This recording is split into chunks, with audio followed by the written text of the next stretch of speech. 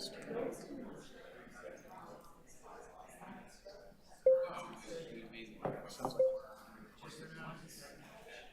We're good? Okay, good morning, everybody. I am Deputy Mayor Jennifer McKelvey, Chair of the Infrastructure and Environment Committee. We have quorum, so I call meeting 7 to order. Welcome, everyone. Today's meeting is being held by video conference and in person at City Hall in Committee Room 1. The meeting is also being live streamed online at youtube.com/Toronto City Council Live.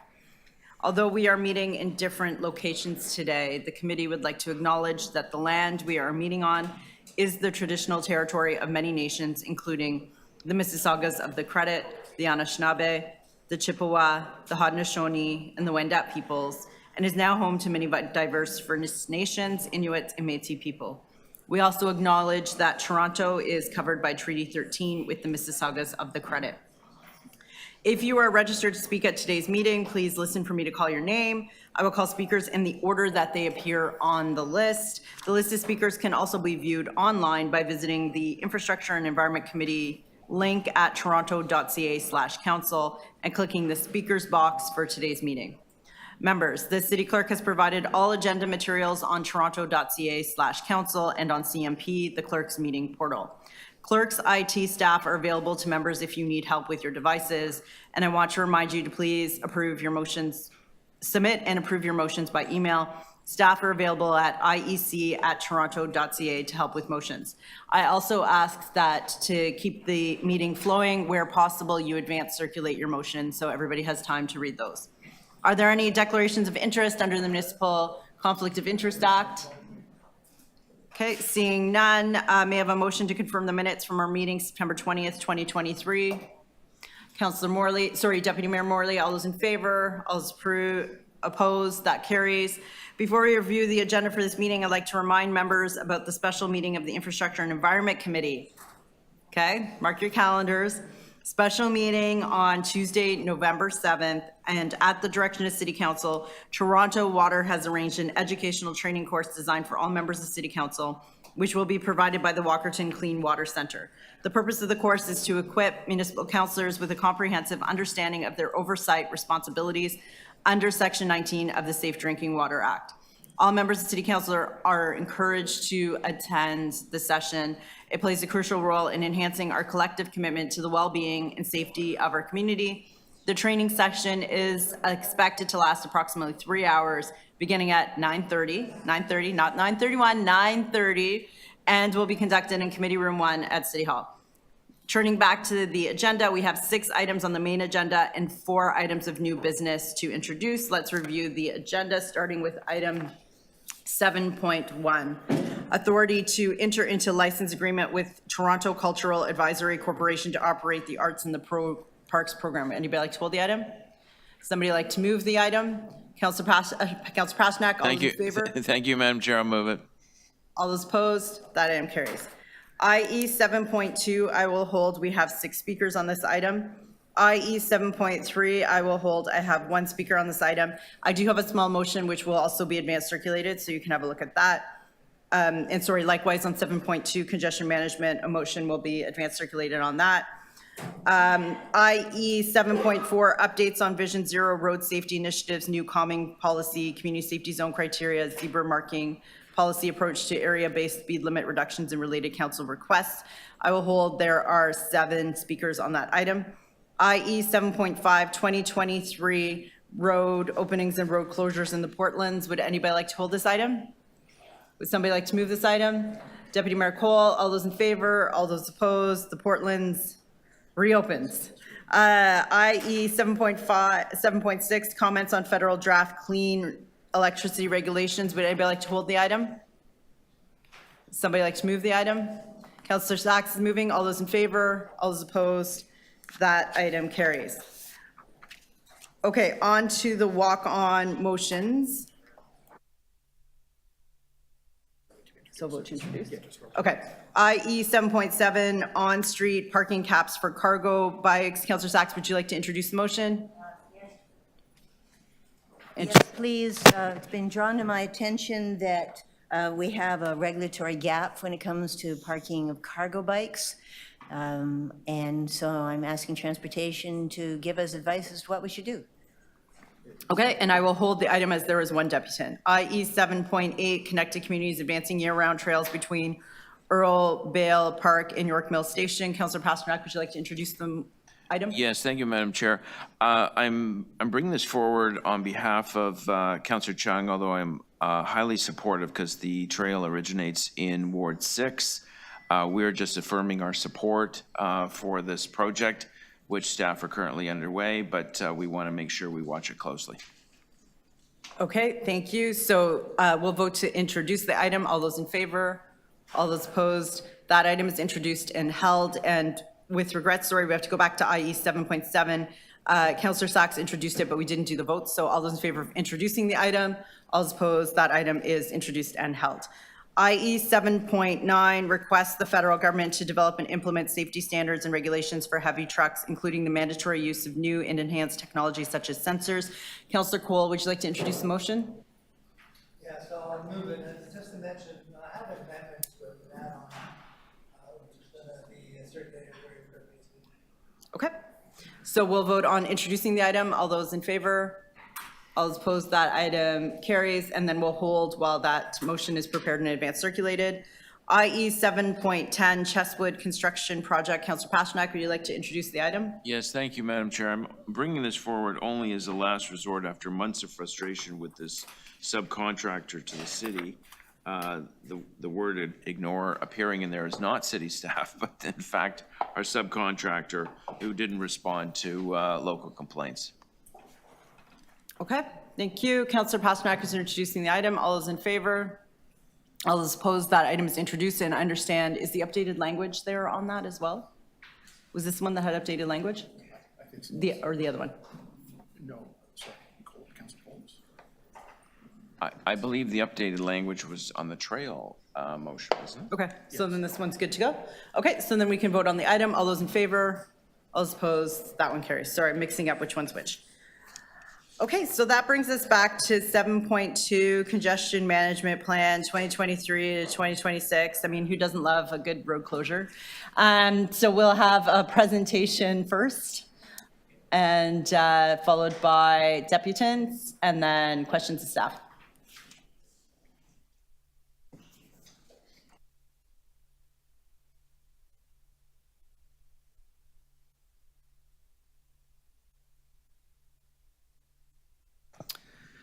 Thank you, Chair. We're just going to get set up with our presentation. While we're getting set up, I'm Barbara Gray, the General Manager of Transportation Services, and I just wanted to thank the committee for engagement. There's a number of conversations that we've had over the past couple of weeks since the plan has come out, and I would also like to say that this congestion management plan has been, the first congestion management plan was developed in 2013. We've been steadily adding to it, and this plan is the culmination of a good 5 years of effort. Lots of technology that Council has supported previously around smart signals and other components to really help us manage the ever-growing challenges that we have as a city facing all of our economic vitality and the congestion that comes along with that. So Roger Brown and his team in the traffic management unit have done a tremendous job at pulling together what I think is a very thoughtful and also a very directive plan at solving some of these challenges and will set us up quite well for the future. So in just a second, he'll go through the high level, and then we'll be happy to take questions on the presentation or move right to deputations. Thank you. Okay, good morning, everyone. My name is Roger Brown. I'm the Director for Traffic Management, and I'm very pleased to present to you this morning the Congestion Management Plan 2023 to 2026. This is actually a plan that started back in 2014, where a lot of the emphasis and focus was really on upgrading infrastructure to basically bring us to the 21st century and give us the ability to effectively manage traffic better. Subsequently, we had the Move TO report that came out just at the end of the pandemic, and the focus was really on traffic coming back into the city and the sort of measures and metrics we put into effect to basically deal with that.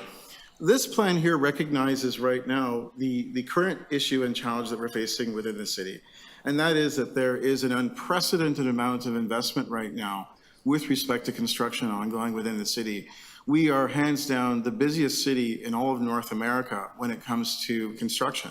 And it is having obviously a negative impact on the right-of-way and people's ability to get in and around the city. That being said, it's major investment in infrastructure that is very crucially needed within the city, both in terms of housing and affordable housing, developments, the long-awaited infrastructure with respect to transit support, the utilities that's required for the housing infrastructure, all these major pieces that really are critical elements that have to happen within the city. That being said, we've also seen an unprecedented amount of special events within the city. This is a really good thing to see following the pandemic. We have a significant amount of interest in all the regular events coming back to the city, as well as some major ones coming down the pipe, like FIFA 2026, and the phenomena that is known as the Taylor Swift concert that we're hearing from other jurisdictions also has a very significant impact in terms of traffic and needs to be effectively managed. Unfortunately, this means that with all of this, comes the needs for access to the right-of-way, and in doing so, it has a direct impact on all of our transportation infrastructure, whether you're talking about roads in terms of vehicles, cyclists, pedestrians. All modes of transportation are affected, and certainly businesses are affected as well too. So what you have before you this morning is the congestion management plan. As I say, it's a suite of proactive initiatives that can help manage traffic congestion during this busy time of infrastructure development and maintain safety for all road users. And I'm also very happy to say that all those years of capital investment earlier on, from 2014 to now, have really made us more capable than ever in terms of being able to rise to the challenge of dealing with congestion within the city. Whether it's in terms of technology and leveraging artificial intelligence, Internet of Things, we have some new standard operating procedures in our Rescue Traffic Operations Center to better effectively manage traffic on the city streets. We also have a plethora of in-field support by way of traffic agents, our transportation standards officers who are responsible for enforcement around construction activities, and of course our work zone coordination team and the Construction Hub program. So really there's 4 key pillars within the plan. Number 1, the concept of implementing next generation technology that favors all road users. Number 2 is increased traffic agents for transit support, as well as having traffic agents deployed in areas of high traffic congestion. Number 3 is improved construction coordination and the use of online tools to better effectively manage that. And then last, but certainly not least, is the creation of a special event traffic management team to deal with all the major events in coordination with the construction happening within the city. So now I'm going to start getting into the specifics of some key highlights of each of the various elements of the plan. So number 1, with respect to implementing next generation technology that favors all road users, we are focusing very heavily on advanced transit signal priority. So for those of you who don't know, transit signal priority automatically detects the buses and then uses the logic of their schedule to basically give the buses priority, give them green lights basically, and allow them to effectively move through the network and stay on schedule. We have been focusing our transit signal priority within the city primarily on key ridership routes of 33,000 riders per day or more. Now the focus is being shifted to specifically supporting transit on diverted transit routes. So with all the construction that's going on in the city, for example, the Queen 501 being diverted, the Line 3 in Scarborough, any of these sorts of major diversions due to construction, we're going to be focusing this new technology, some of which we haven't seen in the city yet, artificial intelligence technology, to basically support that operation. Along the same lines, we are looking at a 3rd generation of artificial intelligence signals. So 2nd generation being the smart signals, which are a very effective tool for helping getting traffic into and out of the city. But that being said, given the complexities of managing traffic in the downtown core, that hasn't really seen smart signals up to this. I should say the 3rd generation of artificial intelligence signals up to this point. This new technology is one that we've been leveraging expertise from other jurisdictions in the US, and that have had great successes with it. It's literally at par with the concept of sort of a ChatGPT AI sort of approach. Unlike the smart signals, which are on those major corridors for getting people in and out of the city, the new third generation technology is really going to focus more on the downtown core with locations like Bay Street, University, Yonge Street, in and around the Rogers Centre, the CN Tower, the Air Canada Centre, and those special event management zones. The key with this new artificial intelligence technology is it has the ability to effectively reprioritize the operation of the signals depending on the demand. So for example, a location like University in front that has a very heavy pedestrian traffic, the system will automatically readjust itself to favor pedestrian movement and minimize delays for pedestrians, minimize delay for cyclists, as well as the fundamental of minimizing delays for vehicles on the road as well. The second piece I'm really happy to tell you about is increased traffic agent support with respect to transit. Along those lines, our traffic agents traditionally have been used to support construction and support areas of heavy congestion. But most recently, we've, again, been rediverted our limited resources towards supporting transit. Again, supporting the Queen 501 diversion, King Street operation, the Line 3 replacement as well. We've even gone so far as having plans in the works to supporting GO Transit at the Union Station exit off of Lakeshore. The traffic agent program has seen tremendous successes, and using some of the new technology that we have out there, we've actually been able to measure the effectiveness of this program. They've seen up to 96% reduction in block-the-box situations, 33% reduction in travel times along corridors, 25% increased throughput for all road users, and from a safety point of view, we've seen a 98% reduction in terms of near misses. So I'm very pleased to say that we are ramping up our traffic agent forces, and by March of next year, we'll have 45 new traffic agents ready for deployment and ready for the upcoming construction season as well. On the topic of construction, we are looking at leveraging some improved construction coordination and online tools. This is a real game changer for us. We are going to be introducing an online booking system that allows applicants, constructors basically, who want to have access to the right-of-way, the ability to see conflict and book based on levels of opportunity, I should say, on the right-of-way. And in doing so, this is going to go a long way to helping us to mitigate the situation of a whole bunch of streets being closed all in one area and effectively having a really, really negative impact on traffic. And at the same extent, it also gives us the ability to really expedite the review and approval process, as each of these requests would still go through our work zone coordination team, and they would have the ability to basically approve things more intelligently with the data in their fingertips. Certainly with the better information means that we have plans to upgrade our road restriction website. We're going to be having a lot more information available to the public through this site, not just talking about the impacts to the roads, but also impacts to cycling infrastructure and impacts to pedestrian infrastructure. This is recommendations that we got when we reached out and had consultations with both cycling advocacy groups as well as safety accessibility groups. And I'm very happy to say that we are going to be moving on suggestions that came from those communities specifically within this plan.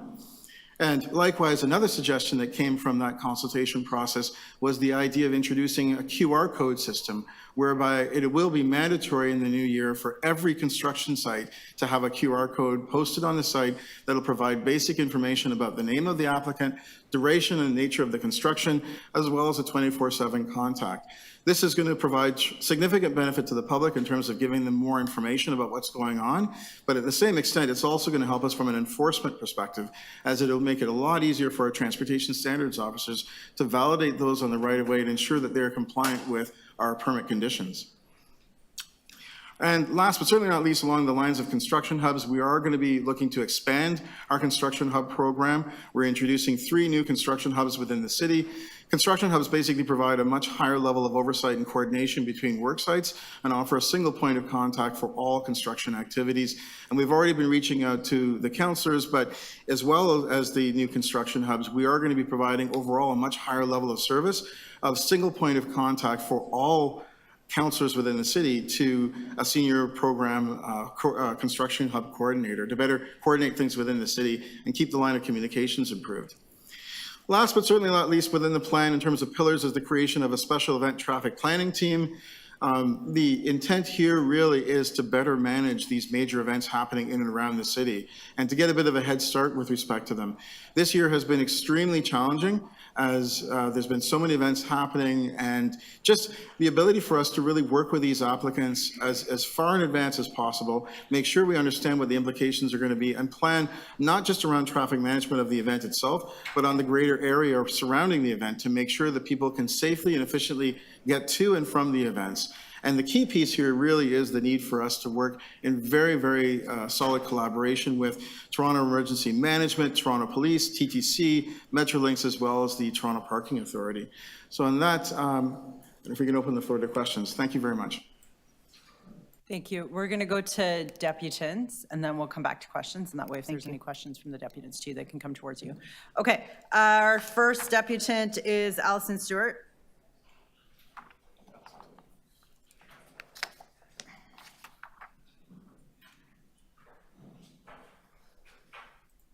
Thank you, Allison. You have 5 minutes.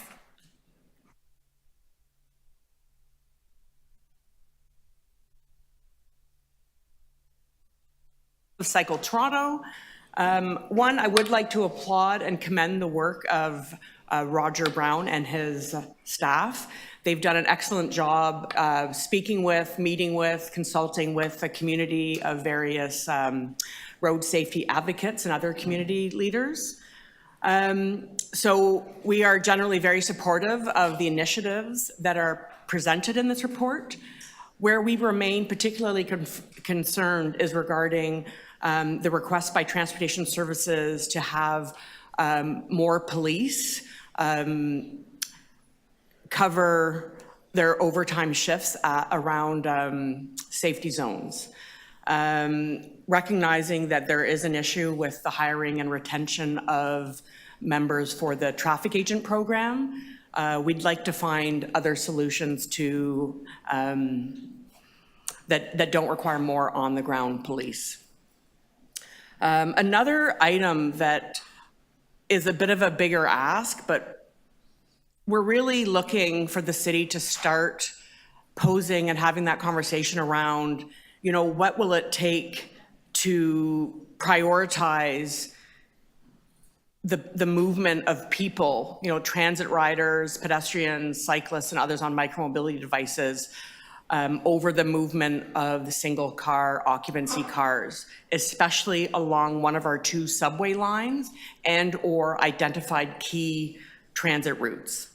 What we've seen, for example, most recently along Bloor Street, which is one of the most popular and important cycling corridors that get cyclists safely from east to west, when that was closed and the right-of-way passage was compromised, instead of taking the opportunity and thinking, how can we make sure that cyclists, pedestrians, and those who rely on mobility devices will get priority along this route, on the grounds that really, if it were properly managed, it would facilitate the movement of emergency vehicles and business vehicles.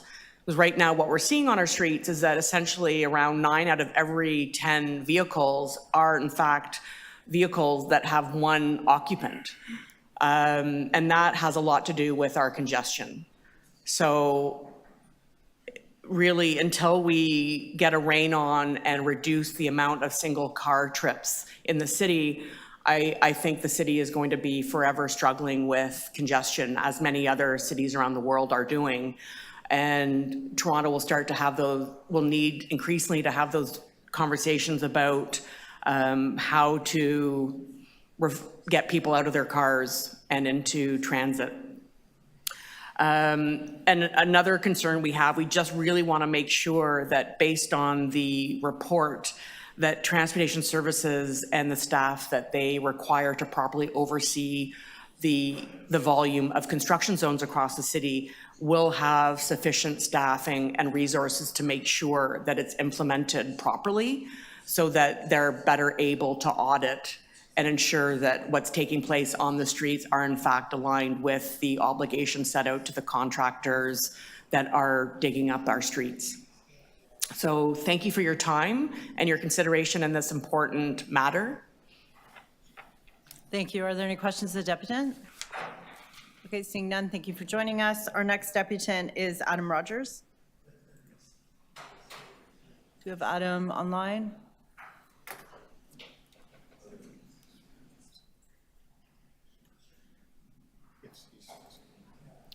Hello, sorry, just needed to wait.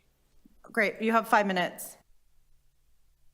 Okay, this very short. First, I want to wholeheartedly thank city staff and Roger, who probably knows me due to a misunderstanding, thinking I was a member of Councillor Morley's staff, which is I'm sure he is probably thinking about now. Anyway, I'll keep it very short. I am talking to fully support the 6 Points hub. This area is going to go on a lot of construction, and I'm glad the city is taking this this holistic approach to this area. I do want to note just 2 things on this feature. One, if possible, it would be ideal if the city could consider expanding the catchment of this hub to include the area between Royal York Road and Prince Edward on Dundas, as there's going to be a significant amount of construction in that corridor as well. Again, I appreciate it might be outside of the catchment area, but it is something to consider, as this pretty major route is going to be undertaking the similar level of construction. And the other area I would note is sorry, let me pull up my notes, is along Queensway between Islington and Kipling Avenue, especially in light of the fact that there's soon to be a big construction rerouting of the Gardner in that area as well, coming in pretty soon, and the tearing down of the plaza at Kipling and Queensway. Again, now, I will say, and as I mentioned to Roger, I'd also mention that I recommend in the future for these sort of construction hub developments that a map of the catchment area be included in the attachments. I found it kind of a bit difficult to get a real visualization of exactly what is being covered based on the written attachment on what is covered. So what I'm saying, the hubs that I'm going, perhaps the Queensway between Islington and Kipling is covered. It's a little bit difficult, and I think Roger has already heard this, but I'm just reiterating it would be helpful. And one thing I would be remiss of me to mention, to not mention, is, and it's not considered in this, but it's something for, I think, a long-term consideration for both Vision Zero and for congestion, but a consideration of allowing bicycles to use pedestrian right-of-ways, the additional couple seconds that a pedestrian gets to move through an intersection. If we can also provide this to cyclists, this would both reduce the likelihood of collision and help reduce congestion, as bikes are slower moving vehicles. Again, this is something, obviously this is not right now, but maybe something for the city to consider in the future. I think it'd be a great way to double up with protection of cyclists and to, again, speed up by cyclists getting through those intersections where there's a pedestrian right away. That's all I have to say. Thank you very much. Thank you for your deputation. Are there any questions of the deputant? Okay, seeing none, our next speaker is Hamish Wilson. Thanks for joining us. You have 5 minutes. Yes, good morning. Thanks for being here. My perspectives are much more from the downtown core than the more further outlying areas, and that is a qualitative difference to how people perceive traffic and what happens to people. So sometimes I do feel for the people who are in the motor vehicles, absolutely, because they're stuck. At least on a bike, you can get off and walk it, and you can keep moving. So that said, nonetheless, I think that we're a little bit, if I can please get this transferred over to, maybe it's just pressing a button, I'm not sure, to get the overhead, please. I do have a sense that we're a little bit overly, well, maybe a lot overly single occupant vehicle car centric in our approaches. And this is really dangerous and costly, and we should actually be really moving towards what are the options? How can we actually trim out the cars that are really the lead cause of the congestion? It's not that we have a bike traffic jam, and sometimes we do, we're getting that way. The sidewalk can be very crowded, but what happens if we do that? Nope. I'm trying to actually show things on the screen. There we are, yes. So this says I can quit any time that I want. It's supposed to be a joke, and yet some people really do need their vehicles, especially as they're further afield. The trouble is the laws of physics. Moving cars, single occupant cars, take up a lot of space. More when they're moving. This is from a few years back, a good illustration from Spacing Magazine about what the root causes of congestion actually are per person. When you have a vehicle, it takes up a lot of space. When it's moving, it takes up even more space. And because of the road space being so heavily built to take the concrete trucks that pass over it, that sort of thing costs you and us an awful lot more money to provide. This is not news. This really is not news. And so I hate to remind you of this, but in terms of the cause of congestion, well, even Mr. Gardner figured it out. Daddy, you remember No, I'm not that. I know the name. But he said there is no mystery. Yeah. But no, that's fine. But he had a very interesting comment. There is no mystery about what causes the problem. It's the cars. It's the cars. And in terms of the old core, this may be updated perhaps, or could be updated in terms of where the traffic is coming from. The Don Valley isn't actually included, but we have a huge number of cars coming in from the west end of the city. Here on Monday and Wednesday. So Monday and let's Wednesdays. think about adjusting We that can do it November, sorry. and having effective transit. And again, old physics. This is very murky. I'm sorry. I'll show you another thing. It's well, that was good, but this is also showing the space efficiencies of transit over private vehicles, using King Street, I believe, as an example from CUTA a few years back. When you have all this congestion, well, the number of people that are actually in the cars are minuscule compared with what can go into a transit or on the sidewalks. And speaking of old paper, so we absolutely have to keep the transitway effective and working. And political will, that's what it comes down to. European city reclaim their cities from the car. There's a concept. Park car at city limits, use transit, says Mr. Duncan of the 1950s. When are we actually going to have a car-free zone, please? In fact, that would be a very interesting situation to get to, starting to get an actual ban on car traffic. Now, where's the one piece that I did have that I wanted to share that I marked up? Maybe it's in here, but Mr. Lastman, quite a few years ago now, suggested, in fact, that we ban the cars in the core. That's a concept. That's what we need to do.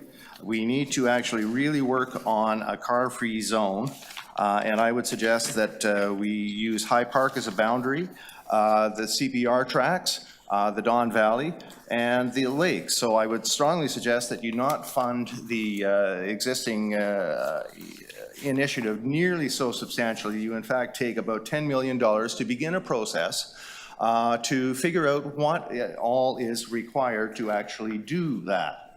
Cities without cars from 1991, we have this climate crisis. We have to move on a car-free city, and this is a very good chance to do it. It's like cigarettes. You got to cut it off. We can't keep on doing this. Thank you. Questions of the deputant? Seeing none, thank you for joining us. Our next speaker is Jessica Speaker.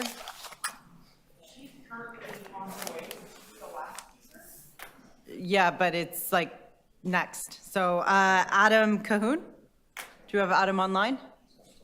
Okay.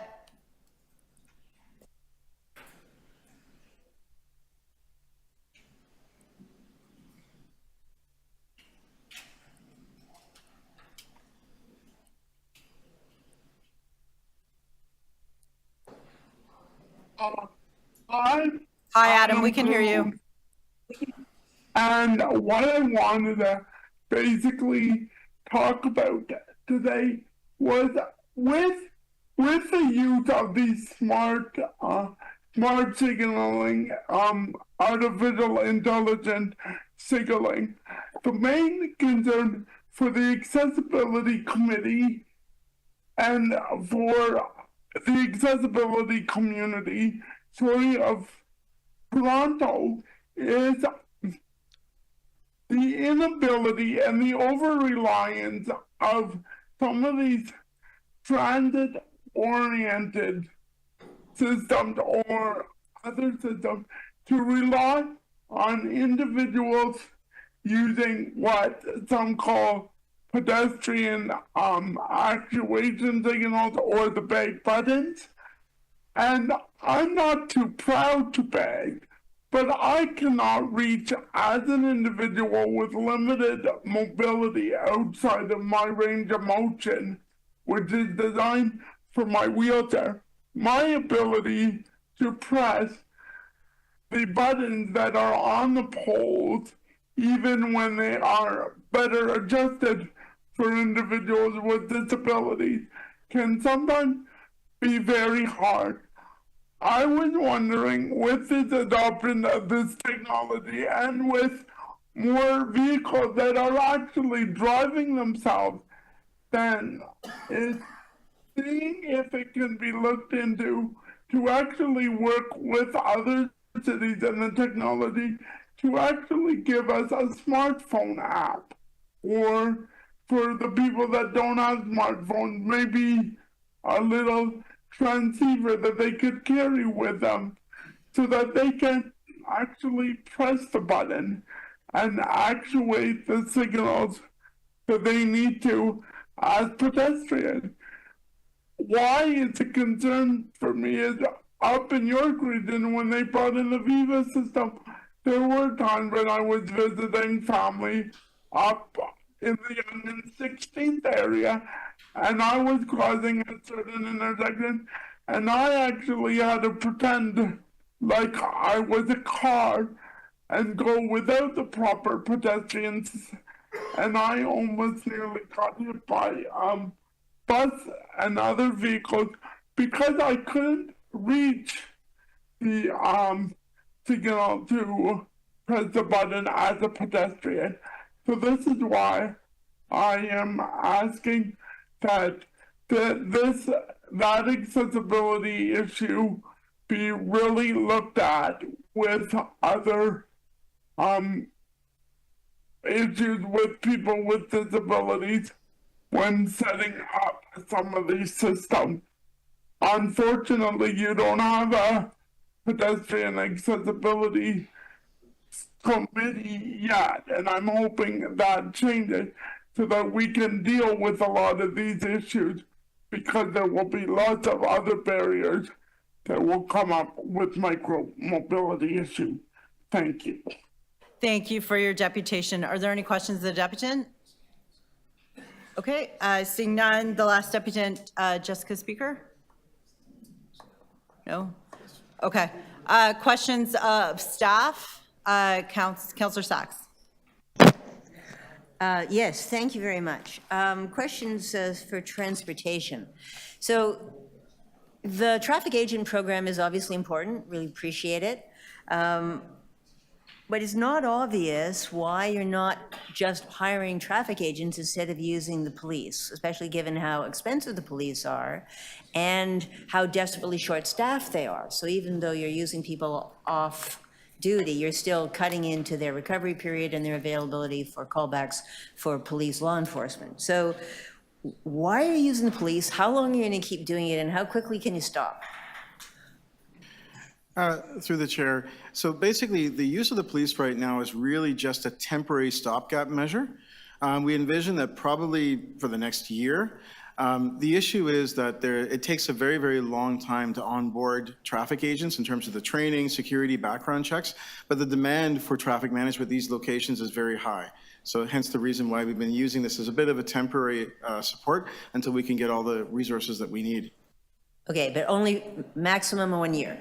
Through the speaker, or through the chair, we will get to full complement on the traffic agents and we will reevaluate. I just wanted to say that the police have been tremendously helpful to the city in moving forward with this program and getting the traffic agents in place, and also having some limited but very focused resources on the ground at key intersections where we see challenges every single day. So they've been excellent partners so far, and we appreciate their engagement.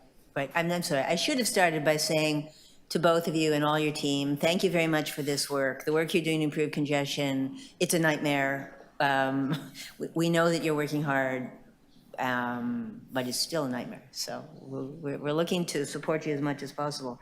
Appendix 4, you show 7 locations marked for police. Are those the only places you're going to be using police?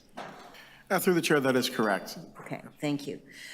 What else are you doing to make construction areas safer for walkers and cyclists? Because they are not.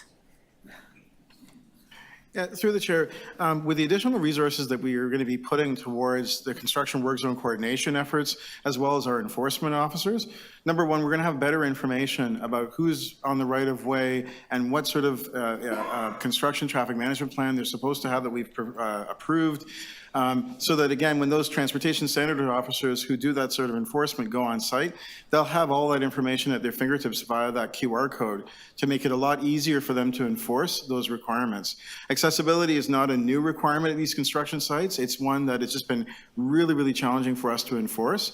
But now with the new technology and systems in place, it's going to make things a lot easier for our staff to do that.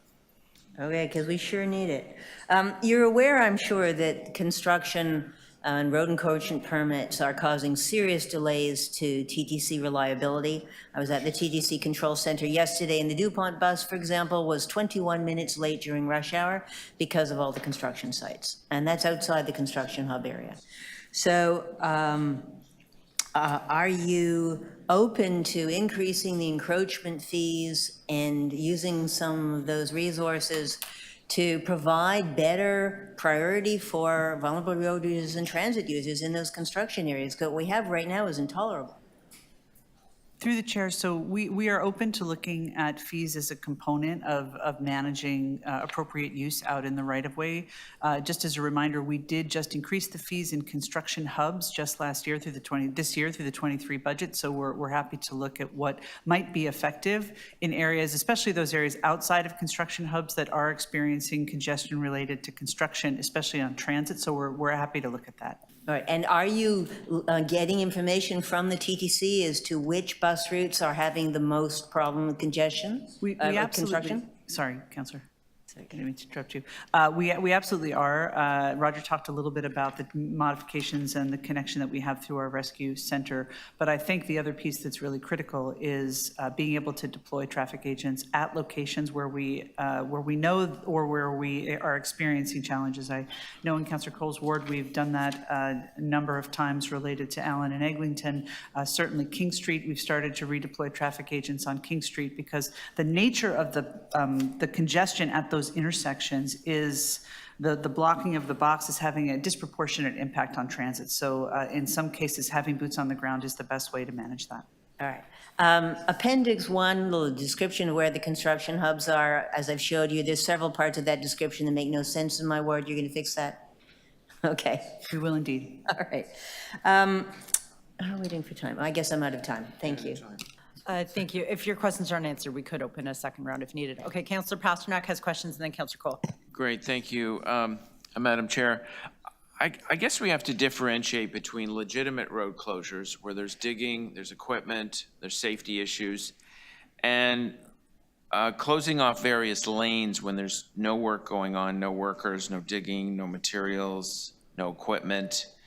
And we don't seem to be able to get on top of those unjustified road closures, and that is creating certainly havoc across the city where you see these orange pylons up from Friday at noon to Monday morning with no work, no equipment, no workers, no digging, nothing. It is just, I don't know what the word is, laziness. They just won't take them off before the weekend because they want them set up for 7:30 Monday morning. How can we get on top of this? How can we get the enforcement and compliance by our subcontractors to stop doing this? Through the chair, this is the benefit of the new online booking system. People who are requesting access to the right-of-way have to provide a lot more information to us through that system in order for us to go through and make the assessment as to whether or not to approve. And we can vet up front whether or not there's going to be some sort of a situation of them closing the lane just to, you know, have nothing there kind of thing. I think the other piece is in having that information at the back end, it also gives us the ability to more effectively manage from an enforcement point of view.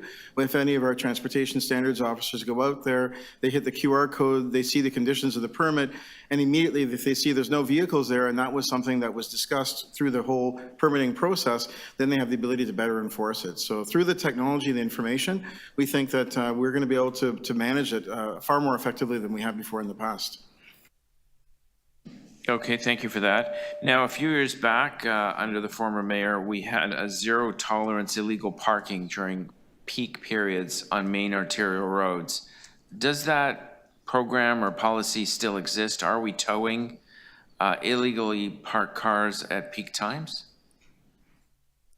Yeah, through the chair, we did a pilot in the previous era where essentially we did sort of a quick tow of those vehicles that were illegally parked.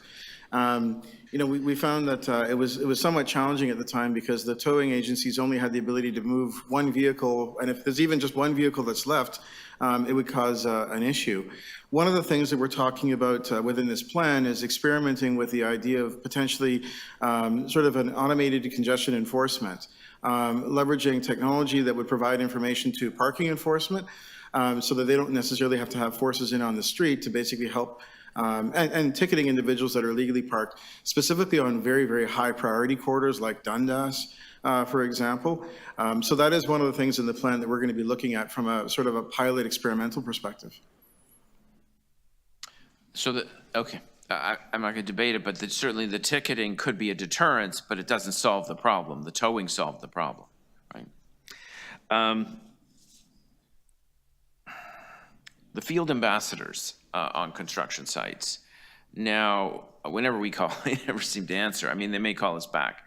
But what is their real role there? I mean, are they to keep the construction companies in line with the parameters of the project? Are they to keep the construction sites safe? Are they part of the congestion management plan to make sure that these violations of the permitting are being adhered to?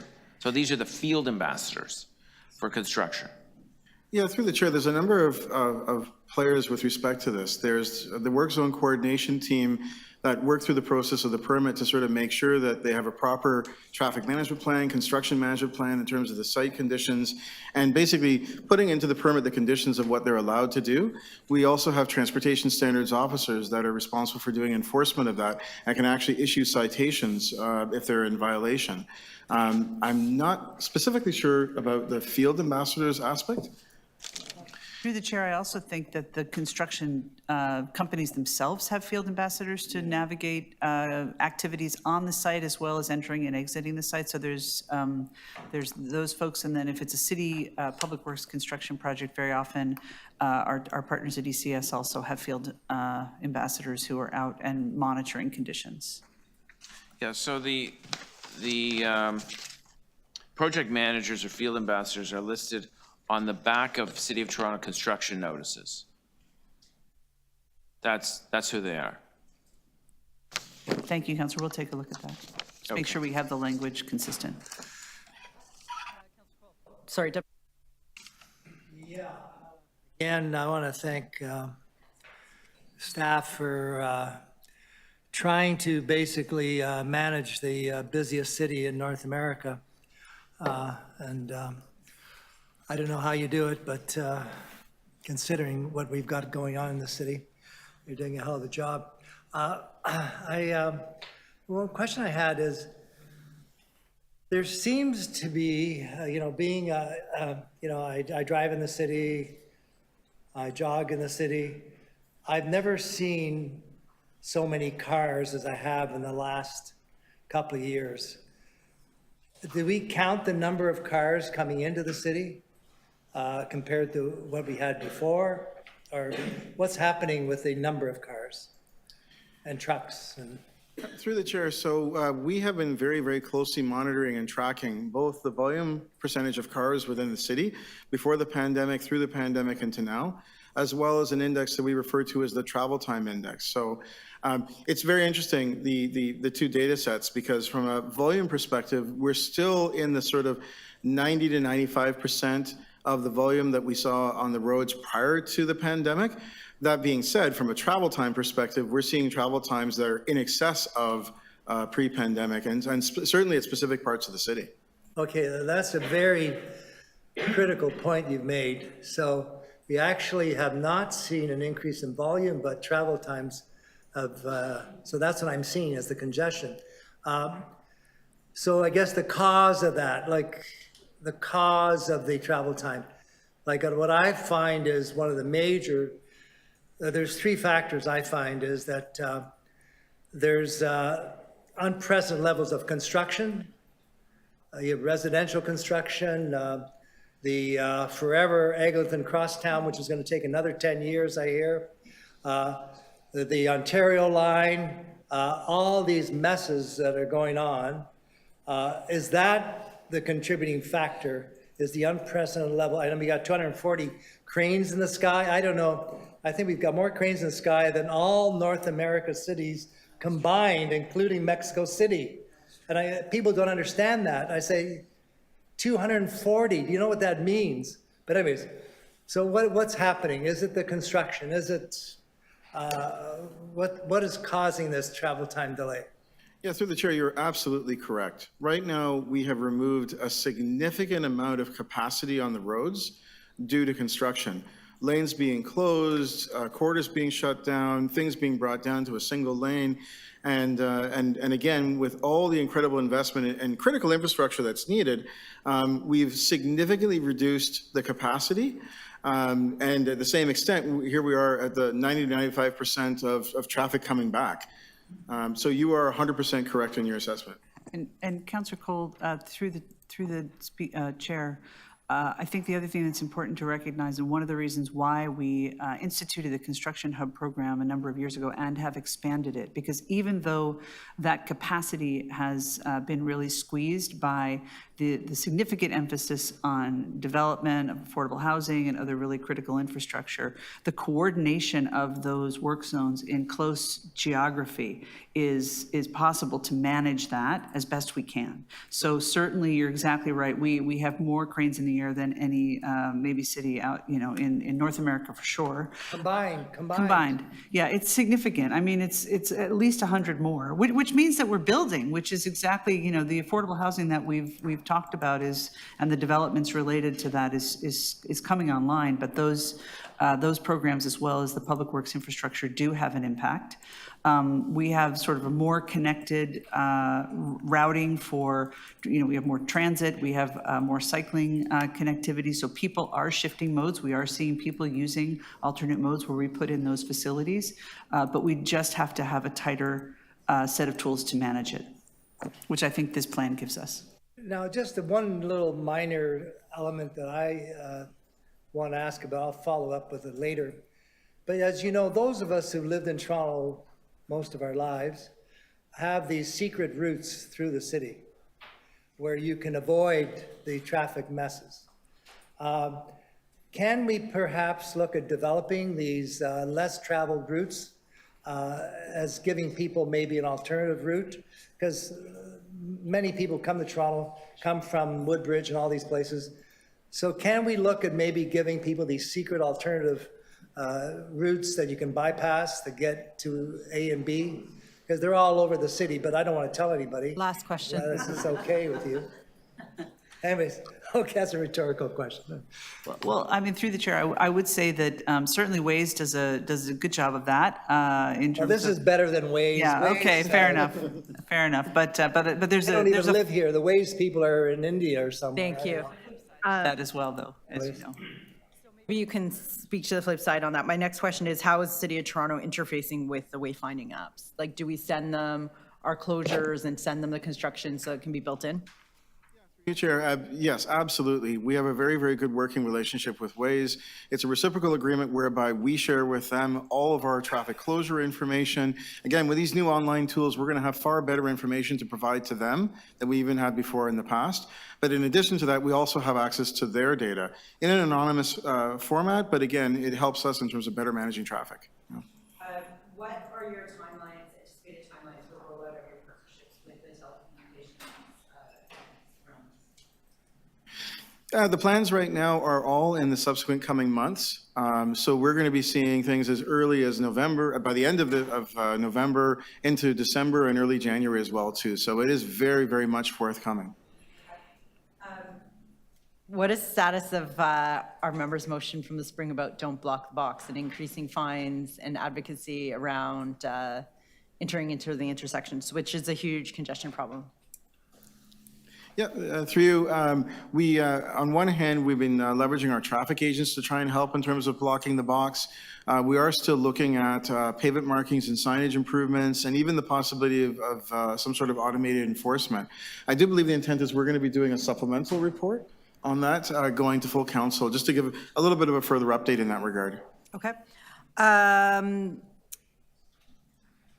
So regarding these long-term road closures that we know we're going to have, so for example, Ontario line, when I walk by Bay and Queen, there are signs on the sidewalks. There's some of the old signs that are up. There's, a lot of temporary pylons everywhere. This is our downtown core. It's a major tourist destination. Like, can we do better in some of these road long-term closures? And is the province at the table? Through you, absolutely. I think one of the key things is the ramping up of our work zone coordination team in terms of resourcing, filling our vacancies. Having those resources that we can go back to these areas, specifically where it's longer term construction, and making sure that we've got, proper barriers up, proper hoarding up. If it's going to be there for years as semi-permanent, it should be more of a semi-permanent installation rather than something that looks very temporary, like barrels or small signs or that kind of thing. And that can get thrown around. What is and then to that, continuing on that in the relationship with the province, what is the structure of your new events management team? Is Metrolinx at the table? And I'll use it as an example. A couple of weeks ago, we had the Toronto Marathon, great event, brings lots of people to Toronto, but the Lakeshore East GO train line was closed down. So I think it's work that probably could have been done the week after. So how are we interfacing with Metrolinx and the province in the events and the construction work? Through you, and specifically with that observation, I think it's a bit of a missed opportunity in the past, but this is exactly it. With the new special event team, the intent is that we would absolutely be providing better coordination with Metrolinx, better coordination with TTC, with all the players, MTO, anyone that's doing any sort of work or having any sort of impact, and factoring that into our plans and making sure that we're all kind of working together. Okay. Additional questions? Can we have a motion for second round? Okay, Councillor Perruzza on the first round, go ahead. Not to worry, I'll join in on the second round, okay, I'm good, okay? Okay, so nobody, okay, so we're good, no additional questions, we're good? Okay, speakers on the side. No, if there isn't, no, Madam Chair, if there isn't a second round, I do have a couple of questions, yes. Well, you would have got to go in the first round, so you're ready to go. Go ahead, you have 5 minutes.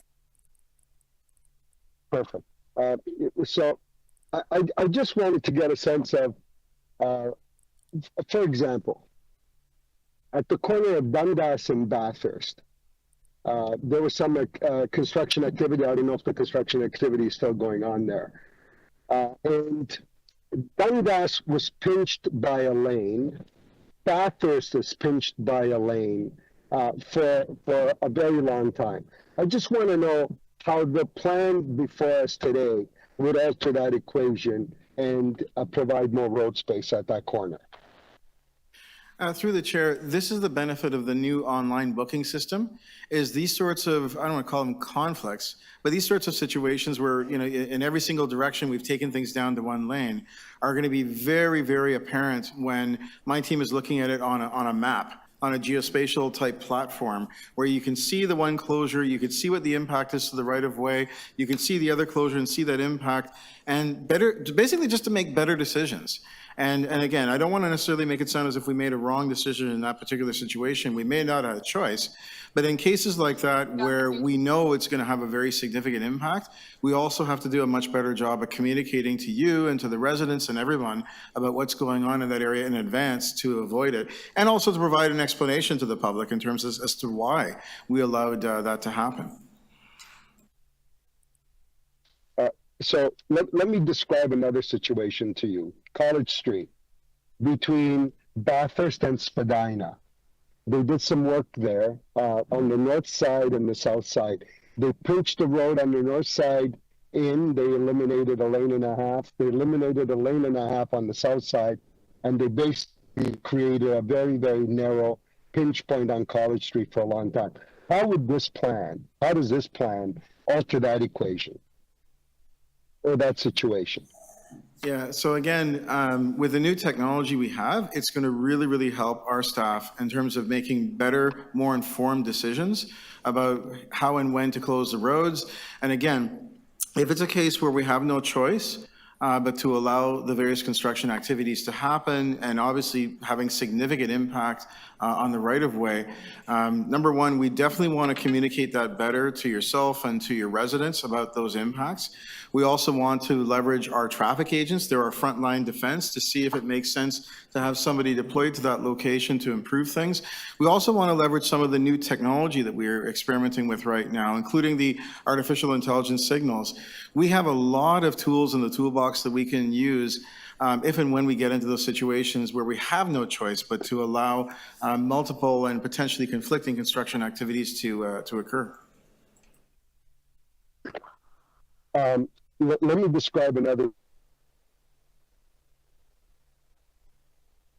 When you get to within the core of the city, the road space becomes very limited in the sense that you're prohibited from going through residential neighborhoods by a series of one-ways, do not enters. There's all kinds of, sort of traffic management signalization. Funnel all the traffic basically onto the major arterial roads, removing a huge amount of road space from for everyday commuters. How does this plan alter that equation and bring more road space and make more road space available to people to be able to move through the city? Amish, for example, says fewer cars. I would say in this instance, more road space. I don't know where Amish lives, but maybe we can get a few more cars in front of his place. How does this plan do that? Through the chair, the whole intent in leveraging technology is to try and see if we can squeeze more capacity out of the available road space. And when we look at other jurisdictions in the US that have leveraged some of this technology that we're experimenting with right now, they've been able to get more capacity out of the reduced physical lanes on the road. And again, the construction is temporary. And eventually, lanes and roads will reopen. But certainly during the time periods where things are constrained, at this point in time, if there is no other available road space, is to try and make the major arterials more attractive through the technology. And as much as possible in doing so, that basically feeds information to apps like Waze to keep people out of traffic infiltration and keep them on the major streets. Okay, that's your time. Speakers to this item, Councillor Cole, Deputy Mayor Cole, Councillor Sachs, Councillor Pasternak, Councillor Morley. Sorry, I just have a question if I move to speakers. On list of speakers? Yep. Okay. Councillor, you're chopping up a bit. Do you want to turn off your camera for a second and say that again? What was that? I'm just hoping to ask a question before we move to speakers, if I may. Questions? Okay, go ahead. Yeah, thank you. Sorry, hopefully members and staff can hear me okay. And thank you again. Thank you. We're all congestion relief eventually, and I think this plan really sets us up for success. I wanted to just piggyback or sort of lean in a little bit to the question my colleague, Councillor Sachs, raised around the engagement and involvement with TPS as it relates to our traffic enforcement officers. It is very vaguely worded, in the report before us. And I think it's important, as was also picked up on by some of the deputants, about what that relationship looks like, why it's important, and how it is intended to evolve as we continue to get more road-specific folks on the street. So, Roger, if you could elaborate for us on what that relationship is and how we see that evolving under this program, would be most welcome. Thank you. Through the chair, and thanks again, Councillor, for that question, for that excellent question. If I can go back to Barbara's earlier sentiment that the police have been extremely phenomenal in supporting us with respect to the traffic agent program. They've been instrumental in training our staff and providing advice to them, making sure that they're taking the safest approach out there, making sure that they're putting vulnerable road users first in terms of pedestrians and cyclists and people with accessibility needs. And now in the latter stage, we hit a bit of a pinch where the reality is it just takes a long time to onboard traffic agents. They are essentially special constables, which means they have to be background checked. There's a whole bunch of physical tests and training they need to go through. And then following that, once they're approved by Toronto Police Services Board, they then have to go through field training. So given the lengthy time it takes to onboard these traffic agents, we have been working with the police to basically borrow, if you will, some of their special constables primarily. And again, from a cost perspective, the focus is on being able to leverage special constables. That being said, also using a number of actual full police officers, specifically and only for the purposes of traffic management. They are not doing any enforcement, just traffic management. They have been provided with fixed locations. And with those fixed locations, that basically offsets a lot of pressure from our team and gives us the ability to then have our city staff redirected to any of the critical locations that we identify, specifically through our coordination efforts with councillors, now that we have the new construction hub coordinators designated to each councillor. So really, it is a temporary measure. It's not about enforcement, and it's really just to help us through this stopgap measure until we can achieve either a full complement or, quite frankly, be able to support all the locations that require traffic management support. Thank you. That's most helpful, and we look forward to the continued support of TPS, but I think certainly looking to move towards a space where we are able to operate this, strictly through our special constables, and so we can free up the police, of course, to do the important work that they are charged with doing to keep our city safe. Thank you so much for the additional explanation. Okay, I think now we are done with questions. Speakers, Councillor Cole. That photo up for Mr. Wilson. I have something to show Mr. Wilson. Do you remember this, Hamish? That's how long we've been at this. So this was a few decades ago. So we've been around this issue, how many decades? I don't know. But one day we'll get a car-free street in Toronto. Now, I just wanted to, again, remind everybody about the incredible challenges that our staff have. And I know in my office, the number one call we get is for traffic-related calls. People speeding, people not obeying stoplights, cars racing, pedestrian safety issues, the request for speed bumps. And again, it's the number one call we get is traffic related. So you can imagine how busy our transportation department is and what they're faced with. It would be interesting maybe down the road sometime to see if we could perhaps develop an in-house app that sort of is a Toronto app for like our own local ways.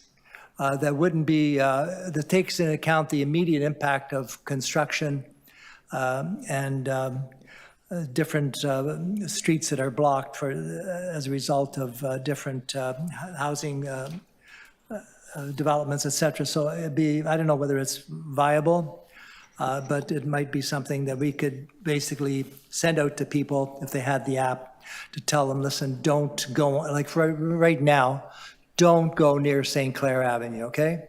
It's a total dog's breakfast because for the next year, there are no streetcars, and we now have buses back on St. Clair, and the traffic is jammed from Yonge Street all the way to the stockyards in both directions. You can't, there's no room for cyclists, pedestrians, and then the middle of the road, the middle of the old right-of-way with the transit way there, sits there empty for the next year. Although it is used by fire trucks and police trucks in the middle of St. Clair, but so you can't go on St. Clair and without tearing your hair out. So those are the kinds of things we have to inform people about, is to take alternative routes, and alternative route there is Davenport's a good alternative to St. Clair. Anyways, just the traffic agents are great. Again, I just hope somehow we can find a way of streamlining their approval. But, you know, we go through all these provincial rules and so on and so forth. I hope we can come up with a way of streamlining the approval of our traffic agents, because they are very, very helpful and are very effective. The other thing that's worked very well is our school crossing guards. Those of you who were here before know that we had a school crossing guard program run by our police. It was really a marginal program that wasn't really doing the job. We've taken it over at great cost. I don't want to mention the cost, but the school crossing guards are a great help in ensuring safety on our busy intersections where there are schools. And they do, and they're some of the friendliest people you ever want to meet are some school cross. So respect and appreciate your school crossing guards. Then the other thing is, it's not only the number of private vehicles that are on the streets. You know, we've already know about all the Uber people that circle around the streets forever, the thousands of them. But then there's the delivery trucks for Amazon and FedEx and all these people. I mean, can we not charge you know, Amazon and these multi-billionaires for using our streets? I don't think they pay any taxes, yet they are delivering stuff nonstop around the clock as people sit at home and they play this online delivery game of the latest thing that they saw on the internet, and then they also return everything. There's as much traffic caused by the return of these ridiculous products they buy online, and then they buy more because it's so easy to do, get your credit card out of the bank. So these trucks are all over our streets. And I really, for the life of me, don't know whether they pay to use our streets, but maybe we should be looking at that too. Thank you. Thank you. Councillor Sachs, 5 minutes. Thank you. Okay, I have two motions. And again, thank you to staff.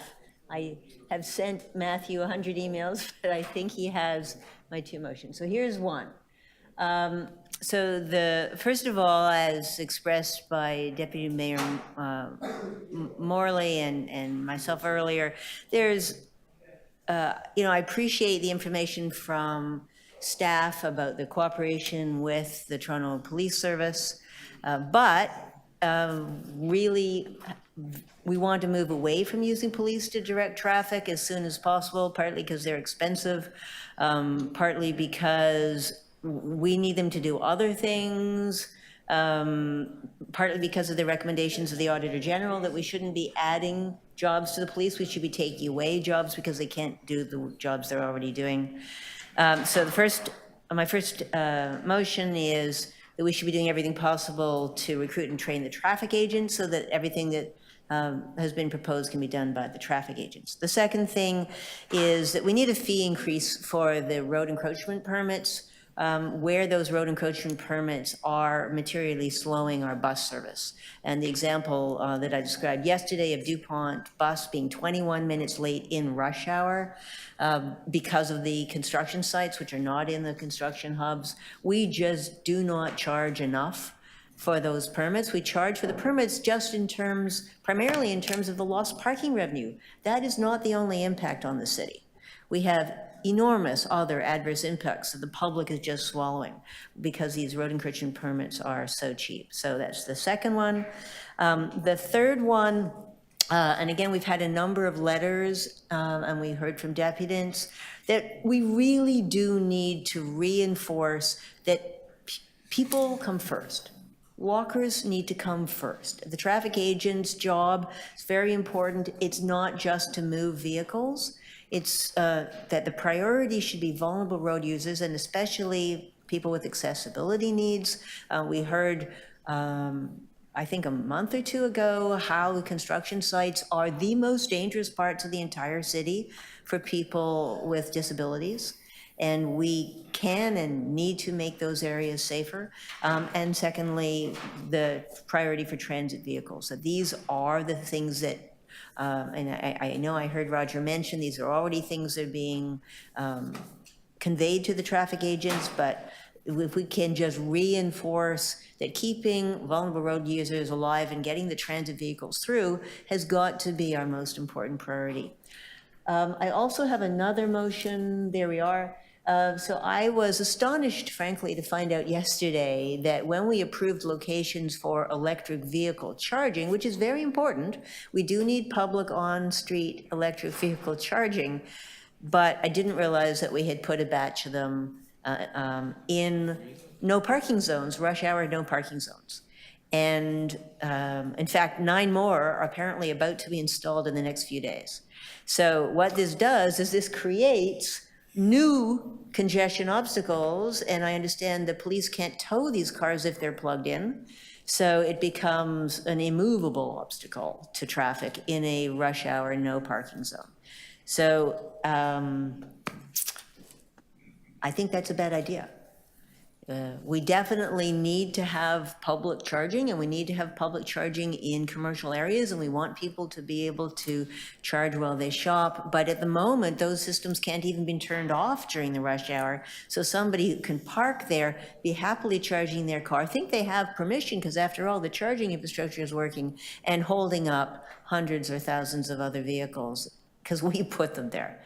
So those are my motions. Great, thank you. Questions, the mover?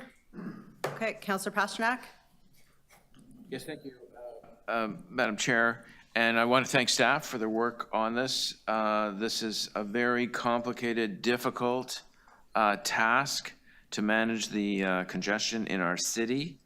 We're facing enormous problems. We have a grid system and a road system that's built for basically the 1950s, 1960s. We have a high-level transit system that is probably 30 years behind the times, and for some reason, for decades, we didn't really expand it, with a litany of excuses on why that didn't happen. As far as construction is concerned, I've told many people that who are upset about the construction in our city, is if you roll into a city that doesn't have cranes in the sky, that doesn't have digging, that's not upgrading its infrastructure, that's not creating housing, those are the cities in trouble. Those are the cities that are not prospering or investing in their infrastructure or creating new housing. And you see that in a lot of mid-sized cities in the United States where there's actually no local investment. You know, it's important to remember that when there's congestion, it is caused by a number of different factors, some of which I've already mentioned. But remember, it's not just the individual car owner and driver that pays the price. We have to get our EMS around the city, our fire around the city, police around the city. We need to move our public transit, our TTC vehicles, and of course Wheel-Trans, and of course delivery of goods on a just-in-time basis. So when we have unreasonable congestion, lives are at risk in getting them to the care they need, the hospital. People's commute times are doubled even if they're on public transit. And of course, small businesses suffer because they can't get their goods on a timely basis. Particularly high risk when it comes to perishables. But at the same time, I think there's widespread abuse and I have a motion that's cleared council. It was my third attempt. And it is addressed somewhat in this report, but we have construction companies that are widely abusing their permits for road closures. We see on a regular basis, active lanes closed for private parking lots so that construction workers can park in there all day long. Blocking traffic flow, even though there's side streets nearby that they could park on. We see situations, which I've mentioned numerous times, in which construction companies are putting up the orange pylons for days on end with not any evidence of any work taking place in those lanes. And of course, we have situations in which construction or pouring of concrete could be accelerated to reopen those lanes. And we see that it's not a priority, and we've actually seen examples, particularly at Chesswood and Shepherd, another item on this agenda, in which the construction site goes empty and quiet for weeks on end. No work is done, no workers are seen, the equipment is left all over the place, and they've run off to another job to work on that. So we face enormous problems. Look, in the ward, I bike to my constituency office because it's faster. The congestion that's taking place on a northwest or a north-south or an east-west axis is getting worse. And what we have to do is deal with the things we can solve, whether it's abuse of the permitting and construction or other factors that are slowing down traffic. But I thank staff for this report. I like the idea that there's new technologies being implemented, that there's more vigilance when it comes to our companies under contract with the City of Toronto, and that they have to follow the rules. And what we'll be looking for in the future are enforcement and penalties for those companies that continually, regularly block lanes for no justification and no reason at all. Thank you, Madam Speaker. Thank you. Additional speakers? Councillor Perruzza? Yeah, Madam Speaker, I understand the difficulty with congestion, and I understand that congestion will only get worse, irrespective of what what we're saying we're going to do today. I asked basically 3 questions, and unless you deal with those 3 fundamental issues, I don't think you deal effectively with congestion that is created by construction projects. So the first question was, at the corner of Bathurst and Dundas. Dundas was pinched by a lane, Bathurst is pinched by a lane because of a project on the corner. And both streets, you create these 2 massive pinch points in a very congested intersection, a very congested place. Why?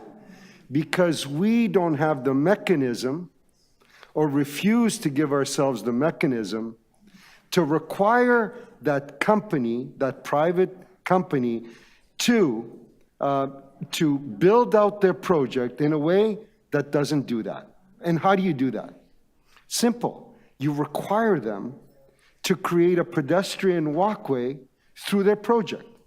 They build it first, they make it safe, then they build out their project. Would it add some cost to their project? Probably.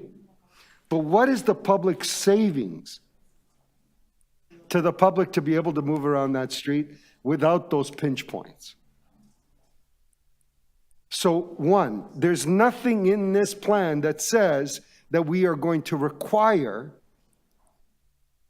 private developers from building out their projects in a way that does not eat up road space for long, long periods of time.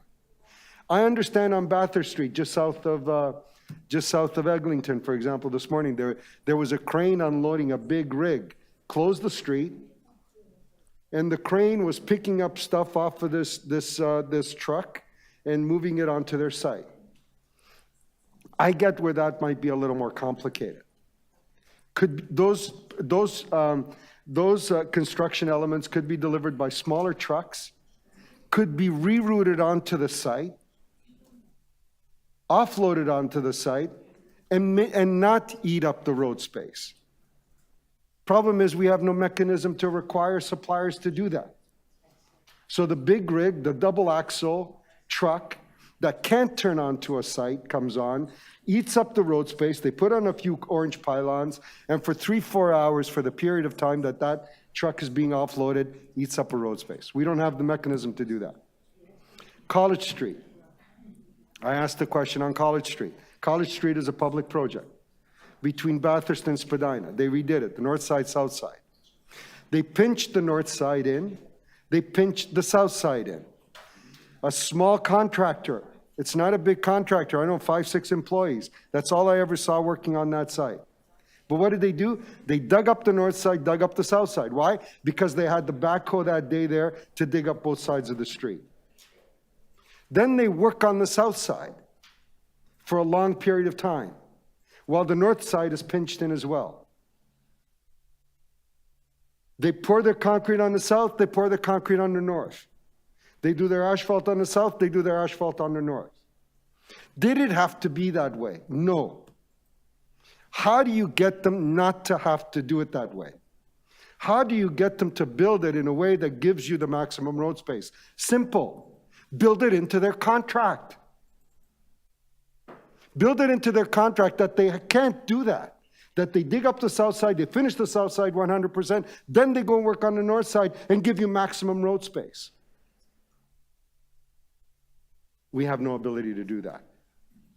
This plan doesn't do that. Third, in the core, I understand my good friend here doesn't want cars driving in front of his street. So you got a series of one-ways, do not enters. Everybody's funneled out onto the major arterial roads. But unless we break through that and find a way to get cars onto that road space that is now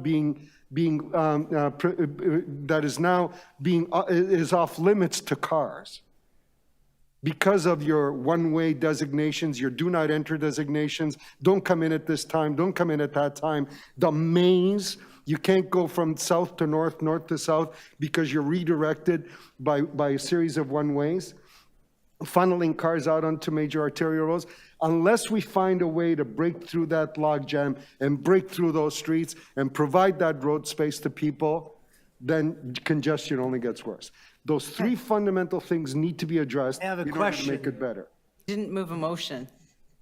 Oh, I can't question him? No. He's talking about moving. What can you do with the Allen? They've got to get off the. No, it's not to be. Yeah, You can do a point of order if you do a it's point of order, but no privilege, but Point of personal privilege. sure. I mean, did he insult you? No, well, he's basically, I think he's referring to the mess we have at the Allen and Eglinton, where we have an unfinished expressway in a residential community. So you're telling me you want those 100,000 cars a day to spill onto Winona and all those residential streets? No. We got no choice. That's why we've done the one-way maze to Well, get people I'm a not chance to breathe. I'm not saying you spill them on all of them, but you need to bring some of that road space online in order to get cars through that logjam. Otherwise, it's just congestion. That's all it is. So you have road space, but you're preventing cars from using that road space. Yeah, but Because you want to, you want to create a Madam sense Chair, of, I don't think living this in is, Wawa for people, right? Lunch But the more and, road space you council. give, the more cars come. Councillor The wider Morley, the are you road, online? the Did you more have cars. any That's all will happen. speaking? Thank point you. of order, nor a point of It's a personal point of privilege. argument. For another day. Councillor Morley's good. Okay, I have a motion. So the first is to request general manager to provide a supplemental report directly to council on the status of the work on Don't Block the Box, requesting increased fines and best practices for Don't Block the Box solutions beyond increasing a fine and including the feasibility of expanding the red light program. looking at the structure of dedicated event team and construction coordination teams, showing that to us so we can see that, and reporting back on the relationship with the province of Ontario around event coordination and congestion management. So just a high level of some information that we'll have before council. I'd like to question the mover. When is this due? It's just a short addendum for in 2 weeks, and then there's a bigger report back in January. I'm just wondering if staff have time to do this in 2 weeks. So they can bring as much as they can, and the rest can come in Do as January. much as you can would Yeah. be appreciated. Yeah. So I have let them know that this was coming, so they're not being surprised. The second is to report back in January with measures that can be implemented to improve wayfinding on long-term road closures, including but not limited to pavement markings, better signage, reducing the need for temporary measures such as displaceable signs on such as displaceable pylons and signs on the sidewalks. Number 3, request general manager to report back to the infrastructure committee semi-annually on the status of the congestion management plan. So firstly, I just want to start by thanking staff for their tremendous amount of work. The traffic agents program is huge. And I will invite you all to attend their graduation because it is so much fun to meet the new traffic agents and see how excited they are to serve our city. Other good news is the use of technology that is happening and seeing that we are going to become a smart city that is better leveraging the tools that are out there. And there's some really big wins here around better coordination of construction and events. And so that's why I think just to see at a high level those teams and who's involved in those meetings is important for us. Because in particular, I am interested in the role of the province and how they are contributing to this. They have massive infrastructure projects that are happening in the city of Toronto. That's great. We all want that transit, but if we do know these long-term closures will be multi-year, then let's make them look like they belong in our downtown core. We don't need to have signs that are on wooden stands on the sidewalk blocking pedestrians. We don't need to have pylons that are getting thrown around every evening. We need the old signs taken down that aren't relevant until the closures open. So let's just update these and start that important work with the province. So on that, I hope you will support my motion. So I think that's it. 20 years on April. Okay, so Councillor Sax's motions first. Can we display them as we go through them? So this one is her 3-part motion. All those in favor? All those opposed? That carries. The second is my motion. Councillor Sachs has the second one about TPA. So the motion on TPA, all those in favor, all those opposed, that carries. And the third is my motion for some more information at council, as much as we can get, with the thought that then there's another report in January and another report next year. So let's start to bring this back. All those in favor, all those opposed, that carries. Okay, let it note that Councillor Crowell's not in favor. On the item as amended, all those in favor, all those opposed, that carries.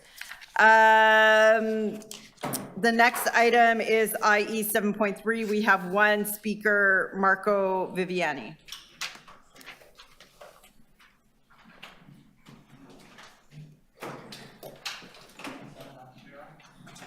Thanks, Councillor, to give us the opportunity to speak a little bit about the project and the future of free-floating car sharing in Toronto. And I'm Marco Viviani. I'm Vice President at Communauto, the group. I'm based in Montreal. That's why I explain my weird accent. And I'm accompanied by our Toronto manager, Mr. Stuart Buster. So if you have more difficult question about Toronto, he could answer. Well, we operate since 2018, and we have now reached a fleet of around 650 cars. 500 of them are free floating, as you know. And this means that actually we are out of around 400 cars to fulfill the needs of the actual users. And we will have to add other 200 cars before the summer to 2024 to fulfill that demand. I want to highlight a thing. We don't anticipate the demand for car sharing. We follow it. This is the approach Communoto has. Because we don't want to increase the car park around the city, we are there to reduce car number, to reduce car usage, and so we try to follow that demand, and we believe that the more we are able to cope with this demand, and the better we can serve these citizens. We did a recent survey in February, and this survey gave us some specific number about Toronto, saying that 71% of our users sold or renounced to buy a car. That brings us around to a replacement rates of 10 private car replaced by a car sharing vehicle. So, I mean, speaking about congestion and speaking about parking, I think car sharing is potentially a very interesting tool to fulfill mobility needs of citizens and at the same time be more effective. On the other side, they declare that before and after joining car sharing, they reduce of 24% the kilometer driven. That means roughly around half a ton of CO2 equivalent gas per year that are avoided thanks to the change in behavior that car sharing brings. So we think that increasing car sharing offer following the demand is one of the powerful tools that the city has to reduce carbon emissions and reduce the number of cars. Of course, this is not the only benefit from car sharing. One that could be brought is those of electrification. For a lot of households, there won't be possibility to have access to a private charging pod. There won't be probably the possibility to own a much expensive electric car, and car sharing could be then the way for them to give access to individual electric mobility, at the same time, eventually changing their behavior. Communoto is strongly involved in this process. We bought the first 50 electric cars delivered in Canada for homologated to be driven on the street, but in 2010. That said, there are conditions that need to be fulfilled for us to electrify faster our fleet. We need charging infrastructure. It's not one car, one charging point, one owner. It's several cars around the city. We need a public charging network we can access where user can leave their car. We need car availability. At this point in the market, there are few cars. If we wanted to electrify in 2030, we would need to buy this year 400 cars electric that are not simply available. Last year, all over Canada, we succeeded in having only 100 electric cars between all the order that we did. So to finish, we think that we need, the city of Toronto needs the possibility to leverage the cap to allow us to have a larger offer and build with us a momentum to electrify the fleet with the speed that is needed. Thank you. Thanks a lot.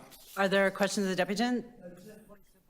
Yeah. You mentioned that you tried to purchase 400, but there was only 100 available? No, I said, yeah, if we would like to have all electric car bought this year, okay, we wouldn't be able. Last year, we bought 1,500 cars around Canada, and we succeeded in having only 100 electric. And the year before was just 30. Means there's really a problem with availability of electric cars. Car manufacturers limit also the number of cars that are sold to fleet because they are scared that there will be too many cars on the secondary market. And so, you know, that's slowed down our electrification. That said, we try to have at least 100 electric cars per year added to our fleet. And what about, do you use hybrid cars? Yes, for several years, we bought only hybrid cars. Now, even those are not available on the market. Last year, we succeeded in having only 250 hybrid cars all over Canada. That's just a part. It's, you know, the production, the car manufacturing is really lacking of electronic compounds. And so the car that needs more like electric car and hybrid cars are not as available as they were in the past before the pandemic. Okay, thank you very much. Additional questions of the deputant? Go ahead. Thank you, Madam Chair. Sorry, I just came in late. Very nice to see you. So if you were to rate how successful your car share is, how would you rate that?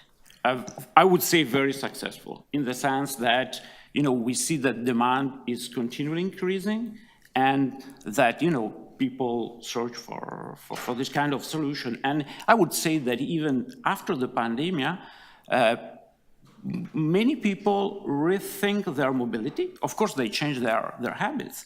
And some of them, they realize they don't need so much to own a car. And they search for, you know, alternative to transition from owning a car and using most of the time and using a cocktail of transportation. You know, I have to remember that almost a little bit more than 90% of our users use regularly or occasionally public transport. More than 50% do it regularly. It's their main mobility option, but sometimes you need a car. Sometimes, so that's the off-ramp for people to remain on transit, but to have access to a vehicle when they need that vehicle. Exactly. I have to underline the fact that it's quite different to ride sharing or taxi. You know, our average trips is 9 hours, 50 kilometers. So, I mean, it's having the car for the whole day to make grocery, to bring children to activities, and so on, and sometimes going out of the city, and sometimes also doing shorter trips. But this is the role that car sharing can play, is not just a fast A to B means of transportation. That's for transit, taxi, biking, and walking according to the possibility. And you're still restricted to areas that have permit parking only. Exactly. If you had more flexibility, would you be able to put vehicles in other parts of the city?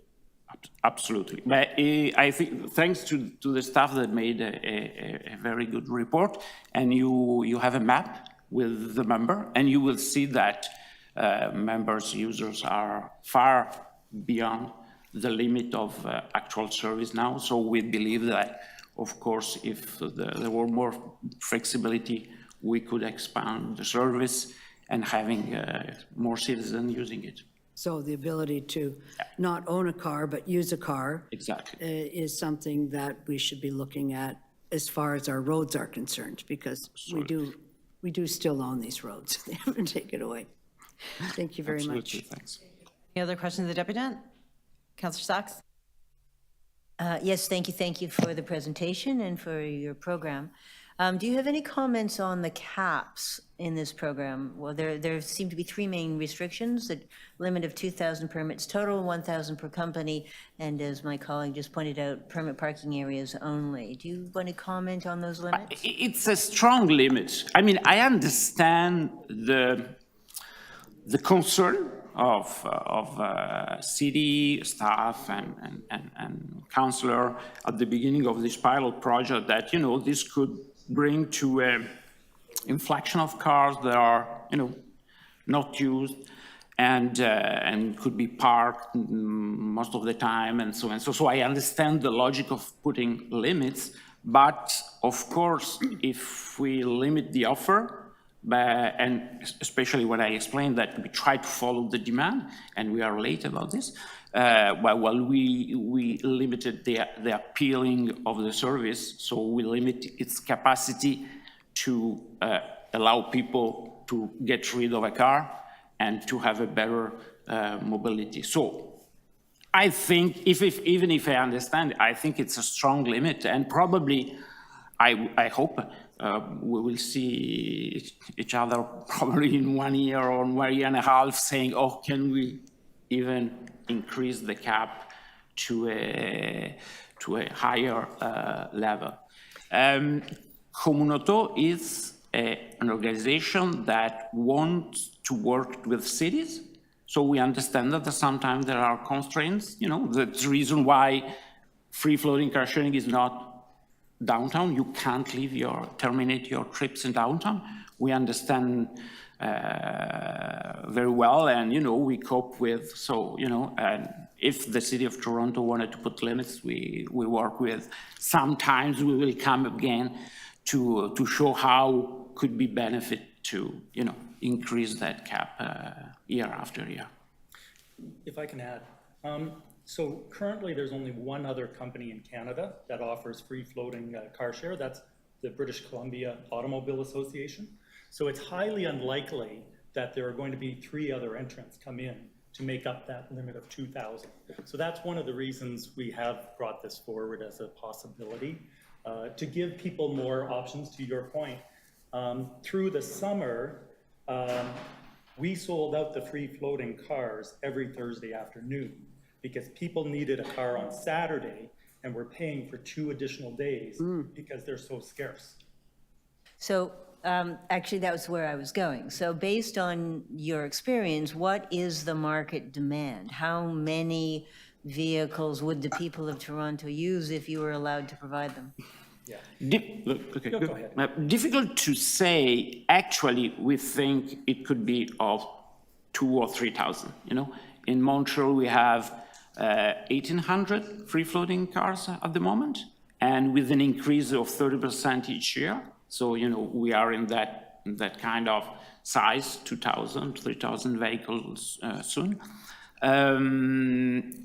It's difficult to say where we can go, in the sense that, you know, it's a kind of new service, and so we don't know where the limit is.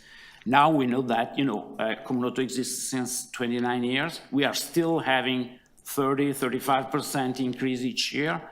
It means that, you know, we are far from platooning, and when we hope that, you know, 30–40% of the population could use car sharing instead of having their own car. Right. And when do you think you're going to reach the 1,000 cap? As soon as we have the permit next year into 2024, yes. All right, thank you. You're welcome. Additional questions, the deputant? Okay, and sorry, and can we just get your name for the record as well? Yes, Stuart Bustard, and I'm the branch manager for Toronto. Okay, questions of staff? Councillor Sachs. Councillor Fletcher's here too, so Councillor Fletcher. I found the deputant very interesting when he talked about the cocktail, not because it's 5 o'clock, but because the mixture of how residents are using transit mainly, and then their need to have a car to do certain things. So I would say that it takes the pressure off adding more cars onto the street. So I'm not sure how we're thinking about making them more available. So in some parts of the city where there's not permit parking, you have a large arterial, you can get your free-floating car on one side of the street, but you can't get it on the other side of the street. So how easy would it be to pilot some other areas where we know there's good transit, and there's also a possibility for people to be able to pick up a car and use that. And I know that when I took this office, I extended my permit completely into East York, as Councillor Perks did in Swansea, which then gave the car share an ability to be there, which they didn't have before, and I think it's quite successful. So I'd like to know, since there are roads, can we look at that model of extending out where there's not permit parking? Through the chair, so yes, I think that will be certainly important for us to do for all the reasons that you mentioned, Councillor Fletcher, and remembering that when we launched this pilot, because it was relatively new to the city, we were still concerned about the pressure that it was going to put on permit parking areas. And so I think now that we've had a few years and a good partner in Comunado in terms of some of the regulations that we put in place around geofencing, and they've been a very good partner in that. We've had almost no complaints, I think, which we're very pleased about, that we would absolutely be interested in looking to expand where we can do that. And I'll see if Naz has anything more specific to add. Yeah, I mean, through the chair, currently, I mean, the free-floating car share program is only limited to permit parking areas where they can park and leave their vehicles. Yes, I'm so well aware of that. One thing that, you know, we've explored with car share companies, can we introduce permit parking in areas where there might be a demand? The local councillors would be in best position to do that, but if that's not the case, that's my question. We'd have to look at a totally different model that allows them a little bit more flexibility in delivering that service to customers.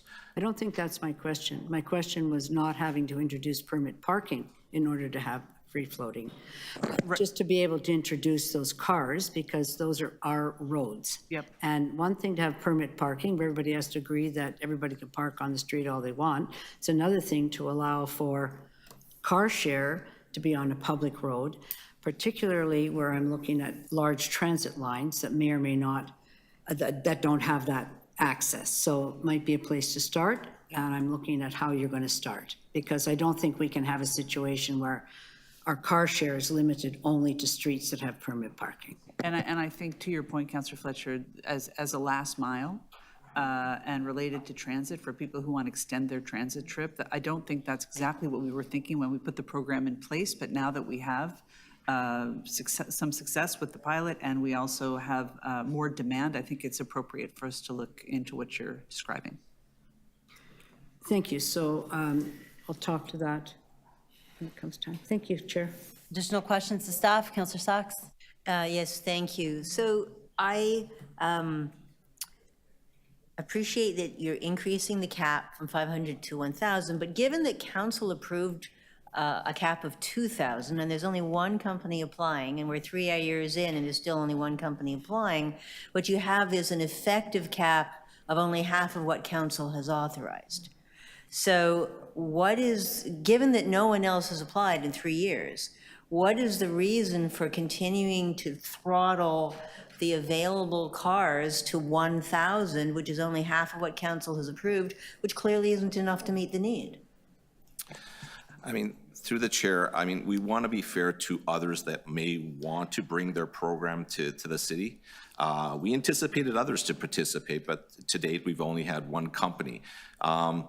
We're not increasing the upper limit. We were kind of restricted by council to kind of cap it at 2,000. We're not really visiting that at the moment unless council sees the need to increase it.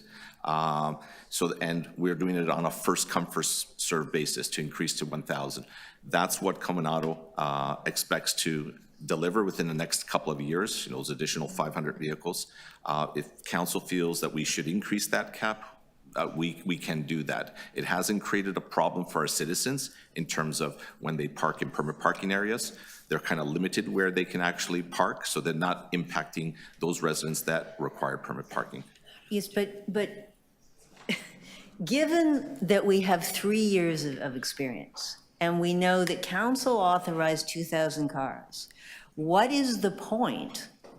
What is the public benefit of still throttling one company if nobody else is applying. This seems to be denying people the access to a shared car just in case some other competitor someday in the future might ask. But if they ask, we could address their needs by increasing the caps. So what is the public benefit of continuing this throttle? Again, through the chair, we wanted to open it up to other potential companies to come to the City of Toronto and offer the same program. But if council wants us to increase that cap or open it up further to one company or organization, we can do that at the direction of City Council. Through the speaker, I would also suggest that sort of combining what Councillor Fletcher was talking about in terms of looking at a broader application would be a good time for us to come back and then propose perhaps another upper limit that we think would make sense, given that we would like to see, and we think people would like to see free-floating car share available in more locations. So we could also look at whether we want to eliminate caps for individual companies or expand caps at that time. Like maybe next year we could do that, if that's appropriate. Thank you. I'm going to try to write a motion. Okay, additional questions of staff? Speakers to this item, Councillor Fletcher. As long as you can. Oh, she wants me to talk for 10 minutes so she can write her motion. But you do have a chance for that motion at council, but nonetheless, it's better at committee. I'm very happy to see this crew here today. I just want to remind those who weren't here when we first started, and if Councillor Cole could, Councillor Cole, you guys, it's hard, thank you. Not that I'm desperate for you to listen, but it's a background noise, thank you. Everybody will recall that I would almost say we were rescued by Commune Auto because we had two car share companies. One was Car2Go, I forget who the other one was, and Enterprise and someone else. And they decided not to stay in the city. One of them owed the city $700,000 in tickets and decided we're leaving rather than staying. We have a company here that has come in. They've been selected through a competitive process. They're here. They decided to stay here. They have answered again a competitive process, and they're the single ones. So I think we have to balance. This isn't a sole source contract. This is one bidder that came in. It's not like Pay It, where it was a sole source contract. Let's all remember that. That staff came and said, here's a sole source contract. We think you should accept it. We've put bidders out there, and we have one bidder who's willing to go the distance and beyond. So with that, I think that Councillor Sachs is going to make a motion that says, let's take advantage of the fact that they want to do business here and people want their business. I really like that word cocktail because it means that people can pick many different ways. You can go on the TTC, you can cycle, you can take a car, but you don't have to own a car. And there's so many of the younger generation that don't own a car, and they're very much tied to having a car service. So from a public policy point of view, I think we need to be so clear that that's our goal of not having increased car ownership in the city, of making cars available. I'm happy to go over the 90% or whatever percent we put on for permit parking and say anywhere there's permit parking, you can have a commune auto. But I also, and I don't know if Councillor Sachs is writing this motion, but I would like to see that come back. How quickly could we extend that service into other areas? So if you live in Etobicoke and somebody in Swansea can have a car, but across the border, you can't, it doesn't make sense to me now that we've seen how popular this program actually is. And we see long transit lines all the way up Yonge Street. I'm looking at James Nolan, who's nodding because he thinks having this is good. And then I would really want to see that, if possible, the TTC and the city kind of market this idea of having options, the car when you need it, transit when you use it, because it's a great idea to say we're a multimodal city. Here's all that you can go on bike share, you can go on TTC, you can get a car here, you can get around Toronto easily, and we're making it easy for you. And environmentally, I think it's really important to limit car ownership if we can with the car share, and we have this opportunity. So let's not make perfect the enemy of the good here, and get this thing moving as quickly as possible to offer up many, many services across the city to all of the residents of the city. Because if I lived somewhere and I wanted a car share and I couldn't have it, I'd be really mad at the downtown folks that have them and I don't. Okay, thank you. Additional speakers, Councillor Sachs? Do you want to move it at council? Do you want to move it at council? No, I do want to move it, but I would like to give the clerk a moment. Somebody else talk for a minute? Oh, you can always count on a good filibuster down there. Okay, here we go. Listen, this has been very informative, actually, with the presentation that was made. And Councillor Fletcher's comments, because it is an alternative, as Councillor Fletcher said. We're so fortunate that a lot of our young people have not purchased a car because the cost of parking, because of the cost of a vehicle these days, the cost of gas. I mean, so therefore, this is a very good alternative way of dealing with, you know, those trips to the grocery store and to Costco. But I don't know if the young people downtown go to Costco. But anyways, the older folks go to Costco. But anyways, so I just think it's a very important part of the mobility choices we have, and it seems to be working. And why not expand them to go to these non-permitted areas? It seems to be the logical step. So I would support that type of motion if it's coming from Councillor Sachs. Are you ready? No? Okay, anyways. Yeah, so it makes sense. And like Councillor Fletcher said, I know 3 of my 4 kids did not own a car. Just recently, one of the, I've got 2 that don't own, 1 gave in. But anyways, so that's true. We're, you know, like I tell people, as you know, I get these cranky people that say, get rid of those bike lanes on Bloor, or get rid of this. I tell them, listen, every time you see a person on a bicycle, you know, thank God that there's a person on a bicycle, because that means one less car for you to speed on Bloor Street or wherever you're going to go, on College, where Peruzza goes all the time there. But so that's the reality is, so if we've got more people using these ride shares, it means there's less car ownership in the city. Car share, ride share. Okay. I actually do have a couple of things I would say. Okay, go ahead. So this may be very much the way of the future. I don't disagree with Councillor Fletcher or Councillor Sack or some of the others about how the city builds out and how people are able to move around in our city. The issue for me here is this, and I suspect it will be an issue going forward for most of us. As these programs grow out, as car share becomes more prevalent, and I suspect that it will become more prevalent, we're going to have these private entities, these private companies come forward and say to us, we want more of your road space. We want more places to be able to park. We want more places to be able to, store our cars. We want people to have greater access to this. And for us, the challenge will be, what will be the public interest in all of that?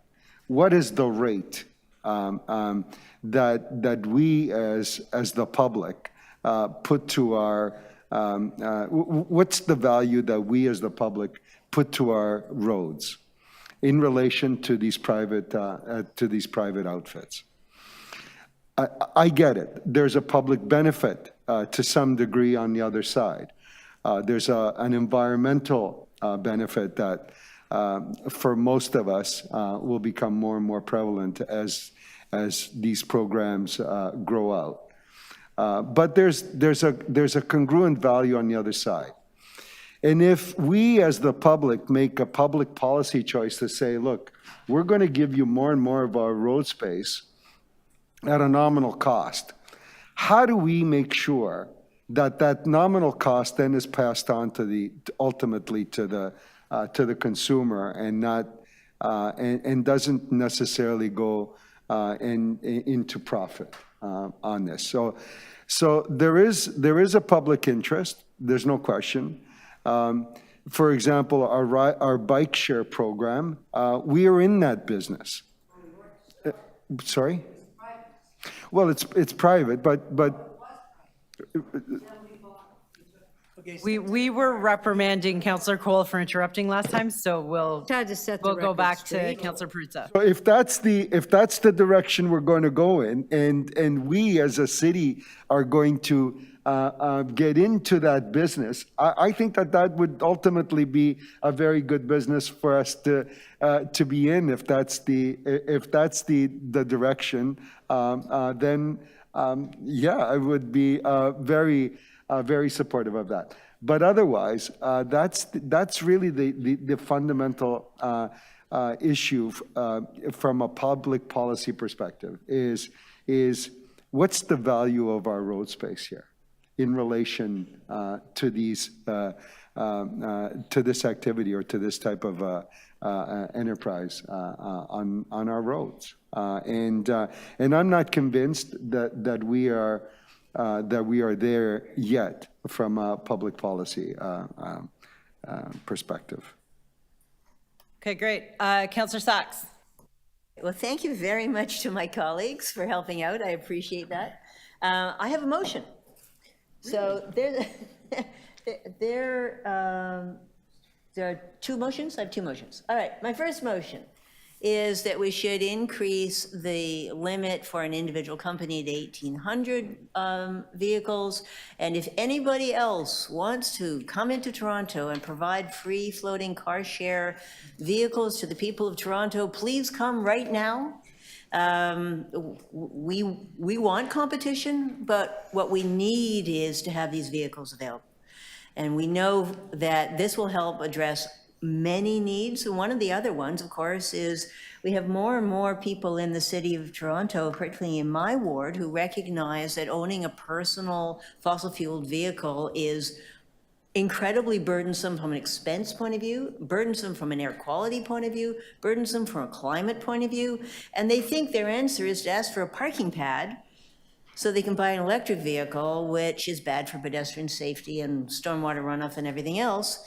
And I'm not giving them their parking pads. We need to give them better options. And having a shared vehicle nearby for when they need it, that they don't have to book for 3 days because they need it for 1 day and not be able to get it most summer weekends. This is better. It reduces the cost of living. How much do we hear about the burden of the cost of living in the city? The biggest raise that most people can get is not having to own a personal vehicle.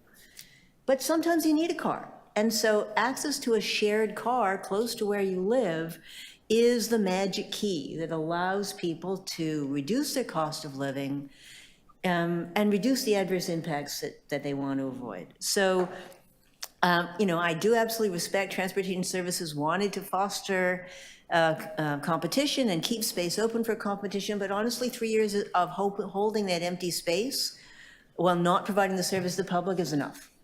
So, you know, ready, set, go. If you guys can fill it, great. If somebody else can come in and beat you to some of it, great. I've held 200 spots for somebody else, this mythical other person, to come in and prove that they're good.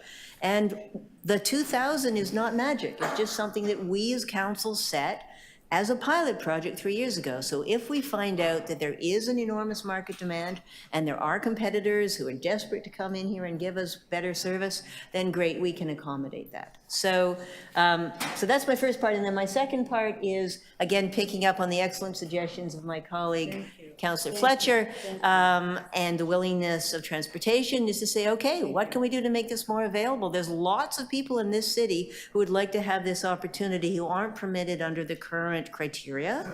And again, I recognize that was a good place to start, but it's a bad place to stop. So please tell us how we can make it better. When are you getting that report to council? I didn't specify because I haven't had a chance to talk to them about it yet. Next meeting.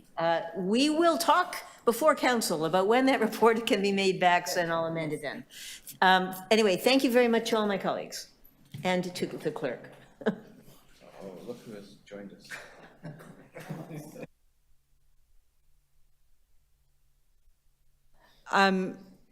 I have questions. So you're changing this from 1,000 to 1,800. Like, what is the basis for that number? Well, I picked it so that we could. I picked it so that we could leave some held space for a competitor in case a competitor wants to come. I would certainly could be persuaded to move it right to 2,000. I think that holding empty space within the quota has not served the public well for the last 3 years, and I'm told that there is nobody applying now. So you could certainly push me to 2,000. What I thought was that would allow a significant increase in the number of available cars while holding a little bit of space for, you know, a potential competitor. But the main thing is to improve access to the service, especially given what we've heard about how they get sold out so far in advance and people have to rent for 3 days when they only need one. And that isn't good for people's cost of living, and it isn't good for the availability of the cars. So we are creating an artificial shortage, which is driving up people's costs because of this limiting the cap to only one company when there's nobody else.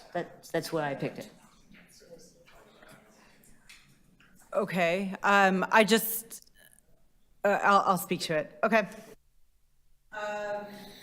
Additional speakers? Madam Chair, it's Stephen Holliday. I wondered if you would allow me to speak. I know it's out of order. It's not out of order. It's okay, go ahead. Thank you. I just wanted to speak really briefly. You know, a motion was just placed to expand car sharing across the city, which in itself isn't a scary idea. I just hope the idea isn't to allow cars to be dumped on streets all over the city. You know, for instance, in Etobicoke, we have a 3-hour parking bylaw that covers most of the streets. It's there for a very good reason, because on-street parking, especially overnight parking, is not allowed. And I think people like that. I think citizens like unencumbered streets and expect people to deal with parking on properties because there's enough space to do so. So, you know, the motion reads to expand car share.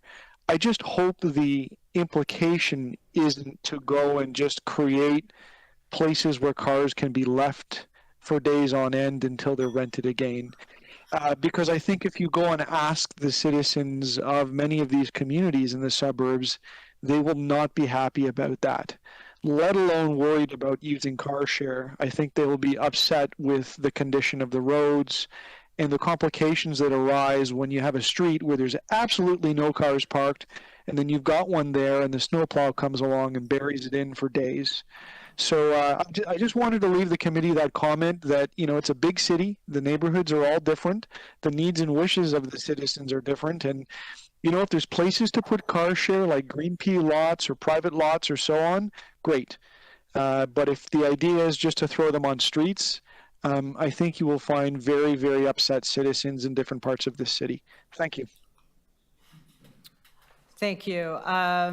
Any additional speakers? So I have a motion firstly, just to let car share organizations know about the City of Toronto's Transform TO goals. And that's just so that as they prepare for expansion, they're aware of the different initiatives we have towards electrification, et cetera.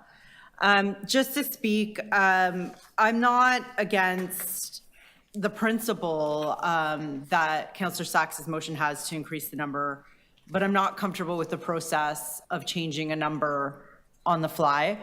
And that is the same sentiment that I expressed at the last council meeting when we put a immediate cap on rideshare. I think that we have to look at these things a little more holistically, look at how they may have cumulative impacts, and we have to rely on our expert transportation staff to make recommendations on what those numbers are. So I'm not against this in principle. I am against it today. I'd rather we worked on it for council. We had more feedback from transportation. So I won't be supporting that motion, and I hope that you'll all be supportive of my motion, which is just to share information and make sure we're bringing everybody into our Transform TO tent. I think that's it for speakers, so we can move to the motion. So I'll ask. I just have a question of you're moving that motion. Yeah. I'm not sure what you're saying.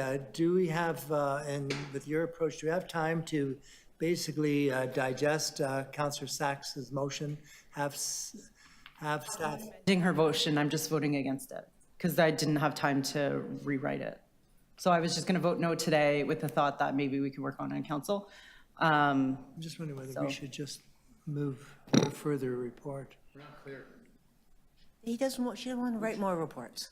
Which Clarification. Putting the motion to change the cap from 1,000 to 1,800.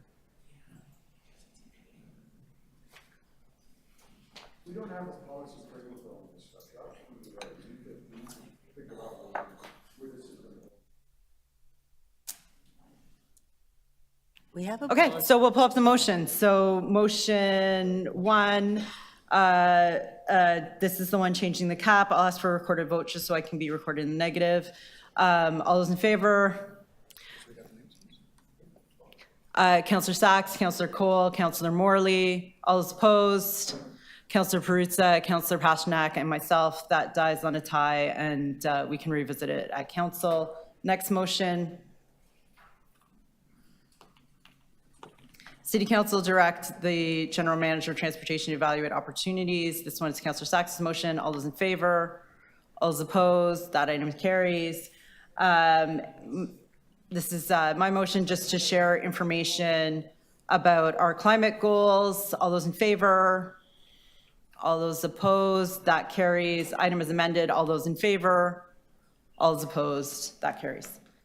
The next item is IE 7.4. We have a presentation from city staff.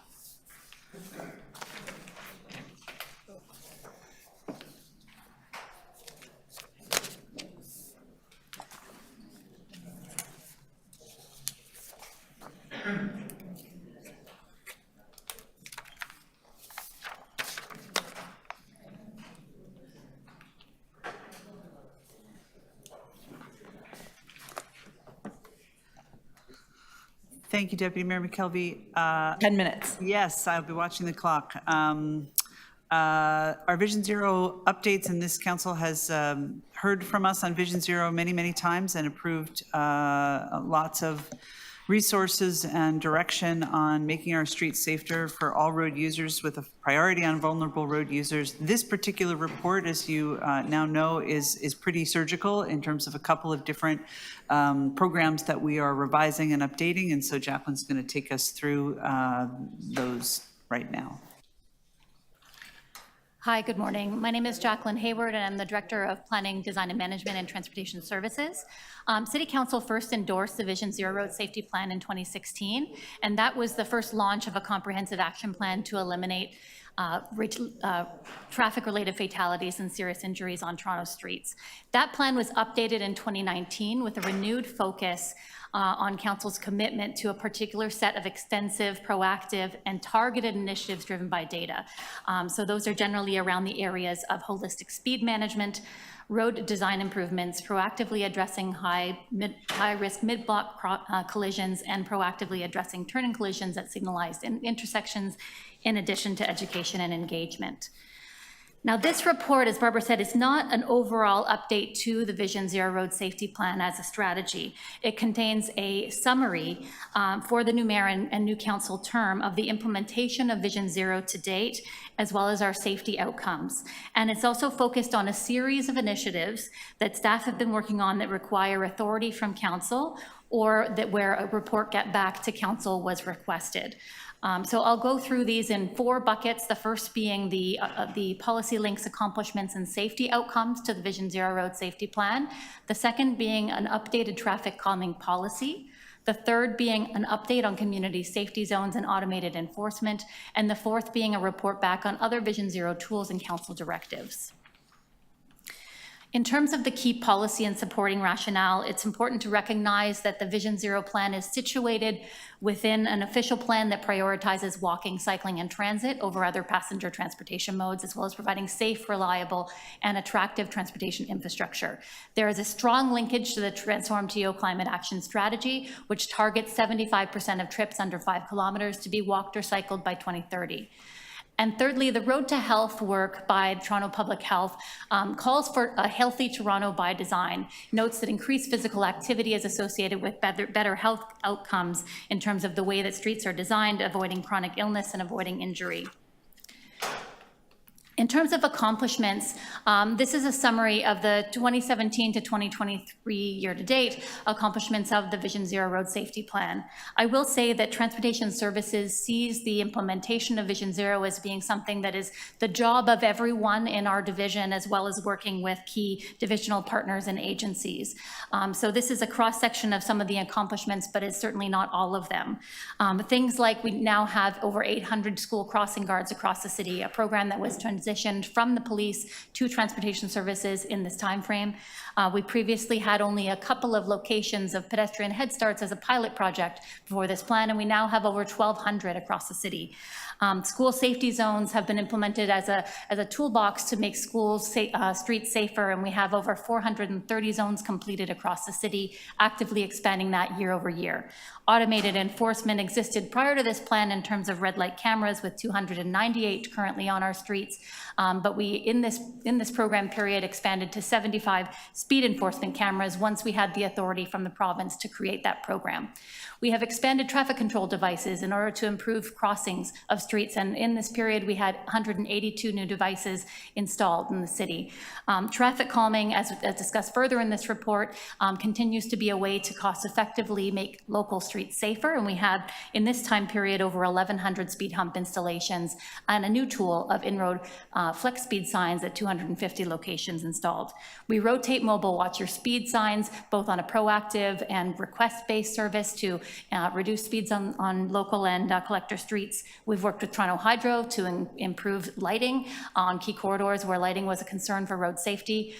We've been introducing ways to improve intersection safety for left turn calming and right turn prohibitions, right turn on red prohibitions at strategic locations where that will reduce collisions. We have been extensively reducing speed across the city, with over 500 reductions on arterial and collector roadways, as well as now over 2,500 locations of sign reductions on local road speed reductions. We continue to improve the way that streets are designed and have done about 150 geometric safety improvements, and that includes both through construction and quick build. So this is a long list, but I wanted to emphasize the city has been is actively delivering Vision Zero across the city, and it's been with good safety outcomes to date. Between 2018 and 2022, we saw a 15% reduction in fatalities and serious injuries compared to the previous 5-year average. We recognize that 2020 was a blip year in terms of the change of travel patterns during the pandemic, but other cities have seen their collision rates either meet or exceed pre-COVID numbers, and we haven't seen that in Toronto. The number of fatalities and serious injuries are trending lower, but no loss of life or life-altering serious injury is acceptable, and we continue to invest in safety in order to achieve those outcomes. Now, specifically about what's in this report, we have an update to the traffic calming policy. That policy comes from 2002, was the last substantive time that Toronto Council approved it. The update is intended to achieve 4 goals: deliver more traffic calming measures because they are cost efficient, effective, and a quick tool to improve the safety of our neighborhood streets; enable a more equitable distribution of traffic calmings that better supports investment of traffic calming in equity-deserving communities; streamline the overall process to reduce its length and complexity. If following the 2002 process to the letter, it can take an average of 2 years from the time that a project for traffic calming is thought about until it's implemented. And also make it easier for staff to proactively identify potential locations for speed humps and cushions. When we talk about traffic calming, we're specifically talking about what you see mostly around the city: speed humps, raised asphalt mounds installed across the full width of the roadway. They encourage a consistent 30 kilometers per hour travel speed. And so they are a tool to be able to essentially enforce the council-directed local speed limit reduction to 30 on our local streets. Speed cushions is a new tool we can use on collector roadways to achieve either a 30 or a 40 kilometer speed, and that's applicable on routes that have TTC. Speed bumps are more applicable in laneways for a slower travel speed. There are 6 major policy updates as part of this traffic calming policy. Removing the petition requirement. Less than 15% of requests currently are reviewed by staff because of the petition requirement being a barrier. An easier process for staff to recommend locations. Streamlining the eligibility review for speed humps and cushions through tools such as GIS. Less restrictive warrants for speed humps and cushions, which takes us reviewing the warrant against a 30 kilometer, if that's the posted speed, instead of the policy-based 40, as well as lower thresholds. Updating the scoring so that we prioritize installation based on the risk to vulnerable road users, and removing the polling requirement as it is also a barrier. There is a diagram here, which I won't get into, that outlines the 6-step process that would still be in place for initiation, evaluation, and installation of those traffic calming measures. The report also is significant because it creates a update to our framework for creating community safety zones. Council asked us to come back with how do we make community safety zones possible in areas outside of school zones. So it creates a framework that identifies road segments that have increased vulnerable road users and other conditions that would classify them as eligible, and that it also involves a site audit to determine locations that would be suitable for automated speed enforcement along in those zones. Only locations that would have both the identification criteria as well as the some site audit locations that are suitable would be considered for the community safety zone designation. The report contains an update about automated enforcement. There is a report from Sick Kid Hospital that found significant reductions in the percentage of speeding vehicles from our use of ASE. It provides an update that we've been working on converting one system in each ward, i.e. 25 of the mobile sites, to be permanent sites. And it reports on our contract mechanisms that we're looking at to bring forward a report to double the size of the program to another 75 cameras as directed by council, which we can do once an administrative penalty system has been implemented. The report also comes back on a council request that we work with the Toronto Police Service to understand impaired driving trends and efforts to address it. So there is data in and recommendations about how we plan to address that further, both working with our partners as well as a couple of recommendations to council that we recommend further support from the Ontario Ministry of Transportation on. There is a small but important update to allow us to be able to put zebra markings where there are school crossing guards within school safety zones. So we're looking for a policy improvement to that to be able to make those locations more visible to drivers. And currently we have a challenge with area-based speed limit signage where all high-order streets that break up a speed limit area, including if a collector is a 30 kilometer, the same as the area-based, that results in an excess signage problem. So we're proposing to update the bylaw to be able to reduce the number of signs and locations like that and make it more intuitive for residents who are traversing those areas. There are also 2 report backs on request from council that we continue to work with our partners in the construction side to ensure that every street, major road rehabilitation, results in a complete street and a safe street design. And so there are process improvements we've been working on to do that, as well as an update that we plan to come back in mid-2024 on some improvements to mid-block crossing tools, as well as any other further updates to pedestrian crossovers. Thank you. I appreciate the listening as I sped through the very diverse number of things that are contained within this report. She is. She's very good. She's fast despite slowing down traffic. Okay, we will let you go back because we'll do the deputants and then we'll come in. George Bell, online.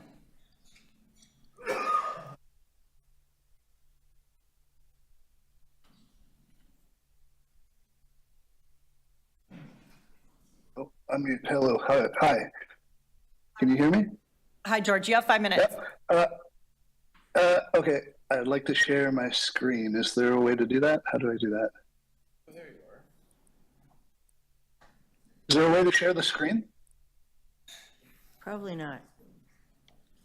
There's a button at the bottom. Okay. I see share. The share is the button.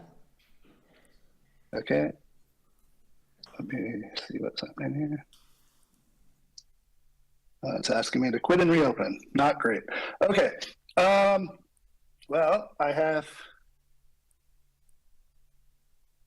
I guess I will just do this without the video, but I'm sorry, that's unfortunate. My name is George. I'd like to thank staff for answering some of my questions over the past few weeks as I try to get a better understanding of the city's processes and procedures around vulnerable road user deaths. I want to be honest, the website could be a bit better at providing data, processes, checklists, and other important information about the work that staff is doing on this. But first, it's important to have a little bit of perspective. Earlier this year, we shut down the SRT route. 40,000 people plus used it, even though nobody died. A derailment happened. We shut it down for a month while we did an investigation, and then we mothballed the entire route when we found that it was unsafe. Imagine if we treated roads the same way we treat rail lines. Derailments happen every day on the road network. 32 people have died from road derailments this year. There are hundreds more derailments that don't result in death, that in part happen because of old infrastructure that is no longer safe by modern standards, that has been unmaintained. But the police and the city minimize, and I feel like they often rush the investigations and the items needed to make the road safe by racing to reopen roads, often within 6 hours or less. Even when deficiencies are identified, the road remains open. The road is closed only as a last resort and opened as quickly as possible. When we closed the SRT, it permanently made 40,000 people have to figure out a different route.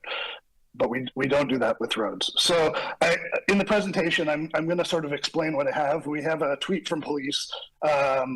Someone did indeed die on this next road. So in the tweet, we can see the person was, or the tweet says that someone had been hit, and within 6 hours, the road had been reopened.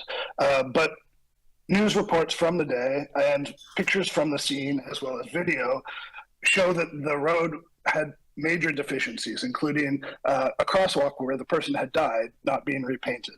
From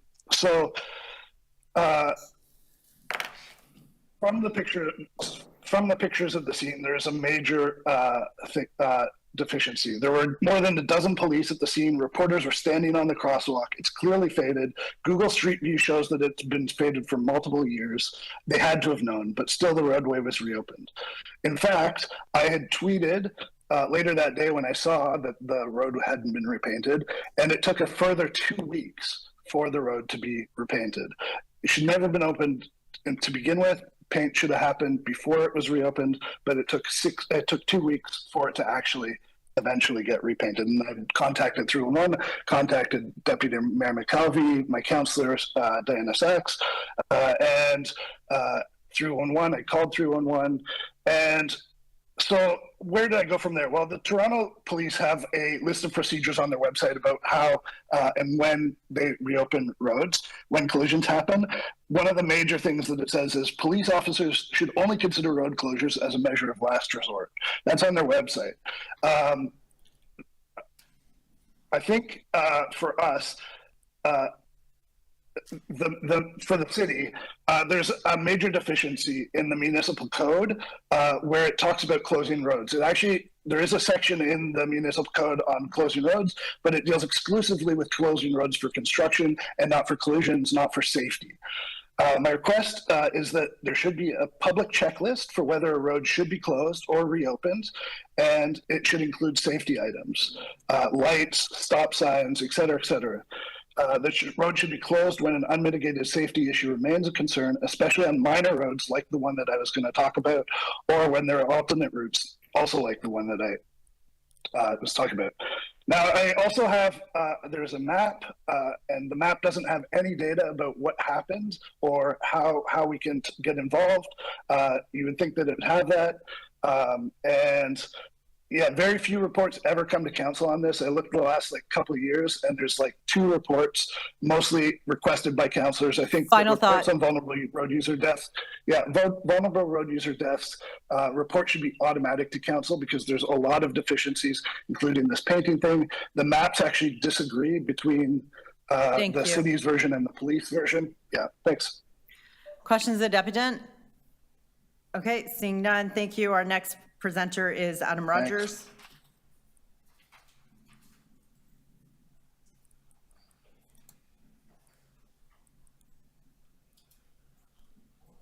Do we have Adam online?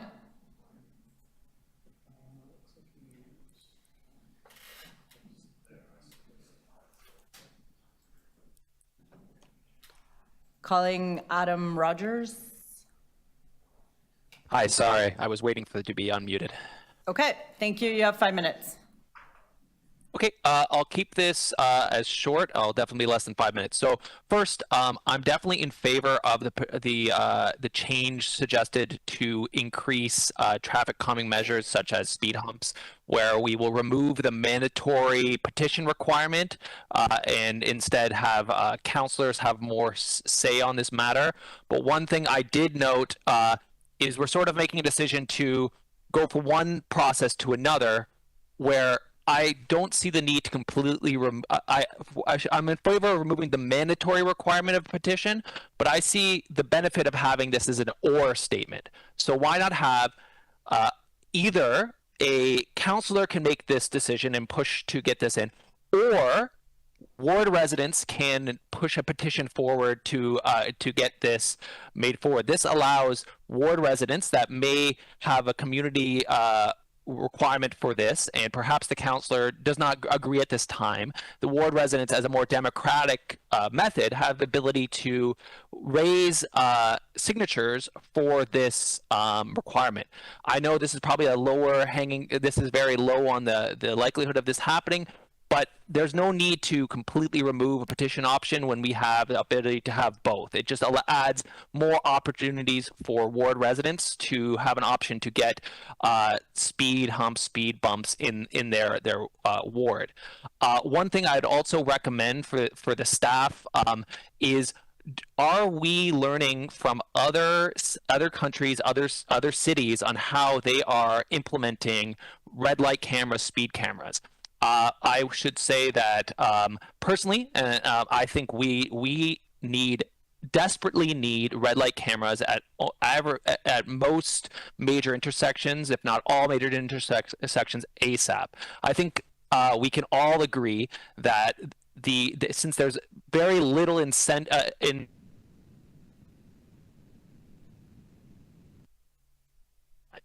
everyone who's out driving knows that people rush yellows all the time. We need to have red light cameras to make it that people are less likely to rush yellows, increasing safety. It's as simple as that. And I point to South Korea, Seoul, South Korea. I've previously lived there, and I believe at every major light, there's a red light. There's a fine, and this really tamps down on people who rush a red light.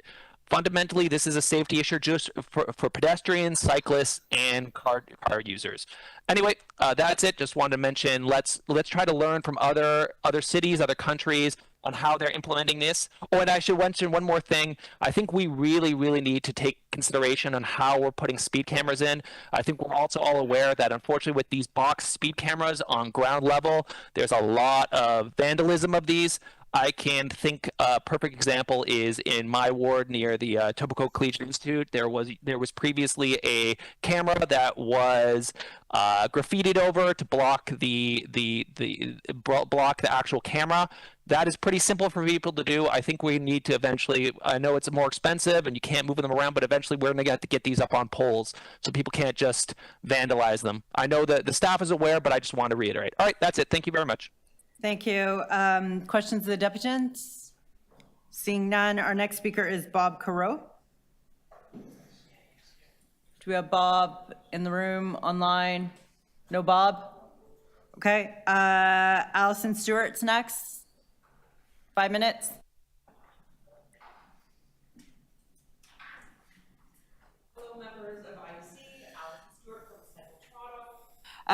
One, I do want to begin by commending city staff for providing this comprehensive update for Vision Zero.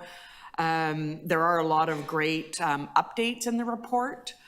This said, I will focus on some of the concerns that the road safety advocate community has, and that is really regarding ensuring and the need for Toronto's Vision Zero safety plan to have more teeth, if you will, and to be more embedded with Toronto's public health on the grounds that the principles behind Vision Zero, which is ultimately to see absolutely no deaths or road injuries taking place on our streets, because as a health crisis, that is something we know how to solve. Every collision is attributed to driver behavior, as well as the impacts of the infrastructure. So for example, while we've recently talked about some of the signage, it's one thing to put up a sign saying the speed limit is 40 kilometers an hour, but if you have a street that's designed for vehicle speeds in excess of 70 kilometers, then there's a bit of a disconnect. And what with vehicles being sold on our market, they're really built for high speeds. And so again, we need to really ensure that behaviors are being changed. And so really one of the things that we'd like to ensure that Vision Zero is, does a better job of educating and tying into Toronto's public health by, for example, expanding the data that's used to really outline the severity of deaths and serious road injury in Toronto. I think people have gotten used to, seeing, when you hear that 33 people have died on our roads, people don't seem to blink an eye. So one of the reports that we'd like to draw your eye to is in 2012, Toronto Public Health issued an excellent public health report on how to improve biking and cycling in the city. And in it, it outlined all sorts of compelling facts and figures related to the direct cost savings through both preventing collisions and road injuries, but as well as improving the health of Toronto residents by encouraging them to adopt more sustainable active modes of transportation. The second thing that we really want to ensure, and one of the previous speakers, George Bales, spoke to this, was the need to really ensure that when there is a fatality or a significant road injury, that more is done to ensure that there's a third-party investigation that really looks at holistically what took place, how the road infrastructure can be improved to ensure that a similar collision won't happen again. One of the things we're looking at is what workplace safety does. It ensures that anytime there is a fatality in a workplace in Ontario, that a full investigation takes place with that goal of ensuring that a similar fatality does not happen again. One of the things we'd also like to see, if possible, in terms of expanding those mid-block crossings to areas that have transit stops. In terms of knowing where some of our pain points are, we know that intersections are problematic, but we also know that mid-block crossings, especially in areas where there's great distances for people that have to walk to get, catch their bus or their streetcar. So that would greatly improve the safety. So at the end of the day, when the city comes around to reporting back and looking at the implementation of the administrative penalty system that's in place to ensure that fines are being meted out and behaviors are being changed, that's done with an equity impact assessment, because we want to make sure that the fines are being distributed equitably, because charging someone the same fee for someone that's earning $35,000 a year is not the same as charging someone who's earning over $150,000 a year. So all of that being said, we would like to encourage the city to continue advancing Vision Zero initiatives. And as we go into budget talks in November, I think that will be a great opportunity to discuss what investments and resources are needed to ensure success in this program, which will help the city succeed in its other overarching strategies like Transform TO and active transportation. So thank you. Great, thank you. Are there questions for the deputants? Okay, seeing none, thank you for joining us. Our next deputant is Jessica Speaker. You have 5 minutes. Great, thank you very much. Friends and Families for Safe Streets is a group of people whose loved ones were senselessly killed in violent traffic crashes, and people like me who survived a preventable crash with severe life-altering injuries. All of the trauma and violence and loss that was inflicted on us very suddenly and utterly against our will could have been prevented with effective Vision Zero design changes to our streets. We would like to express our thanks for the work in this Vision Zero update. There are many important improvements, and any improvement is a good thing. However, our overall impression from this update and the Vision Zero plan overall is that it is still going to fall far short of what would be required to actually hit zero deaths. One thing we'd like to suggest is improving the data source that Vision Zero decisions are based upon. We know that police records dramatically underrepresent rates of road violence, and they make our streets look safer than they actually are. The police officers who respond to crashes have no medical training, and they are the ones who designate an injury as severe or minor. You know what happened to me. My spine was broken in 2015, and I nearly died a second time of a massive bilateral pulmonary embolism from my injuries. The police thought that was minor. How many other minor injuries are not in our KSI database that should be? We could rectify this by drawing upon Toronto's public health unit to provide better data. That would be a much more accurate reflection of the urgency of this public health crisis. Another recommendation we'd like to make is that there be a dedicated approach to our deadly arterial roadways, which is something I haven't seen yet. Because this is the most deadly typology of road in Toronto, where the largest amount of pedestrian and cyclist death is inflicted. But there doesn't seem to be a dedicated plan to fix this, and until we do, we're not going to hit zero deaths and injuries. Currently, there's a criminal case proceeding at the courtroom over there against the driver who killed an 18-year-old student and also severely injured a group of people on Boxing Day in 2021 at the corner of Yonge and Richmond. You might remember that crash. So let's take that as an example. The only thing in this report that might have prevented that devastating violence, the death and severe injuries, might have been an expansion of our automated speed enforcement. If that was in place, although there's no school there, so I don't know if it's even eligible. There's nothing in this report that would stop the driver, Damar Kerr, from feeling perfectly comfortable gunning his car up to 79 kilometers an hour on Richmond Street, because Richmond Street is a 3-car lane wide, extremely straight. All car lanes are wide. There's no vertical speed calming measures like raised crosswalks or speed humps or speed cushions, no narrower car lanes, no chicanes, no curb extensions at crosswalks, no road textures. There's nothing that would have made that driver feel uncomfortable speeding that day that could have averted that death. Another issue we'd like to highlight is the dangerous construction zones that are all over the city, and we think it's a problem that our Vision Zero department doesn't have a voice in this. because in every construction zone, the first thing that's closed is a cycling infrastructure or a crosswalk, and people who have a right to safe passage are suddenly forced into the path of potentially aggressive, rage-fueled, distracted, or impaired drivers who could kill them in a heartbeat.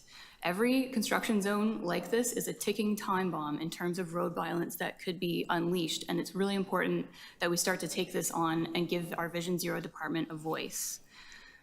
Another missing element of our Vision Zero plan is the standard existence of raised crosswalks as a treatment to be installed. There doesn't seem to be much of any appetite to put these in very often, and especially not on arterial roadways.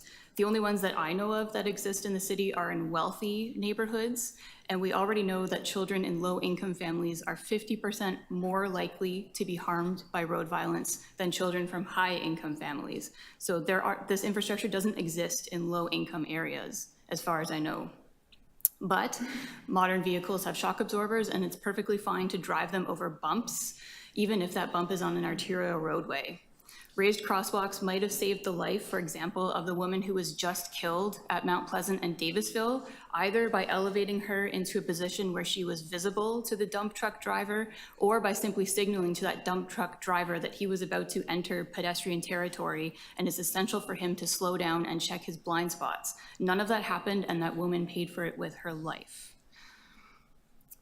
We would also like to see an immediate collision response, as others have mentioned, kind of similar to the way that workplace fatalities are treated, where the site is shut down, an investigation is conducted, and the site is not reopened until safety measures are installed that would prevent that death from happening again.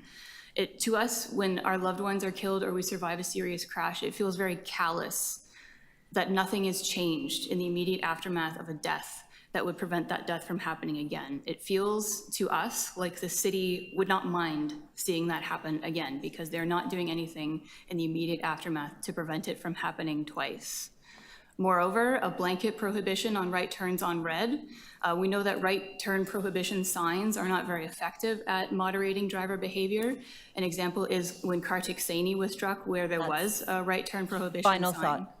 And so I'd like to just say we appreciate all this work, but we'd like to urge you to be much more bold, because these measures and all of the Vision Zero plan is still going to fall short and not going to achieve 0 deaths and 0 injuries. And we have improved political leadership, more caring political leadership, and this is the time to be bold. Thank you. Questions of the deputant? Okay, I just need a quick motion to finish deputations. There's one more, and then quick release, and then we can go to lunch. Okay, Councillor Sachs, all those in favor? All those opposed? Okay, our final speaker on this item is Adam Cahoon.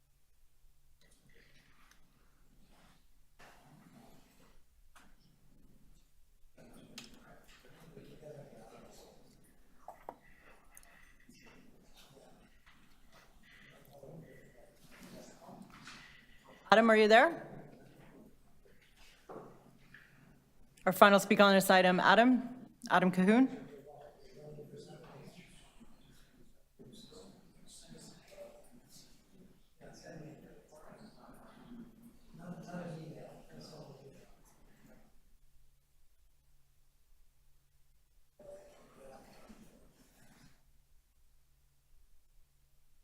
Adam, are you able to unmute yourself?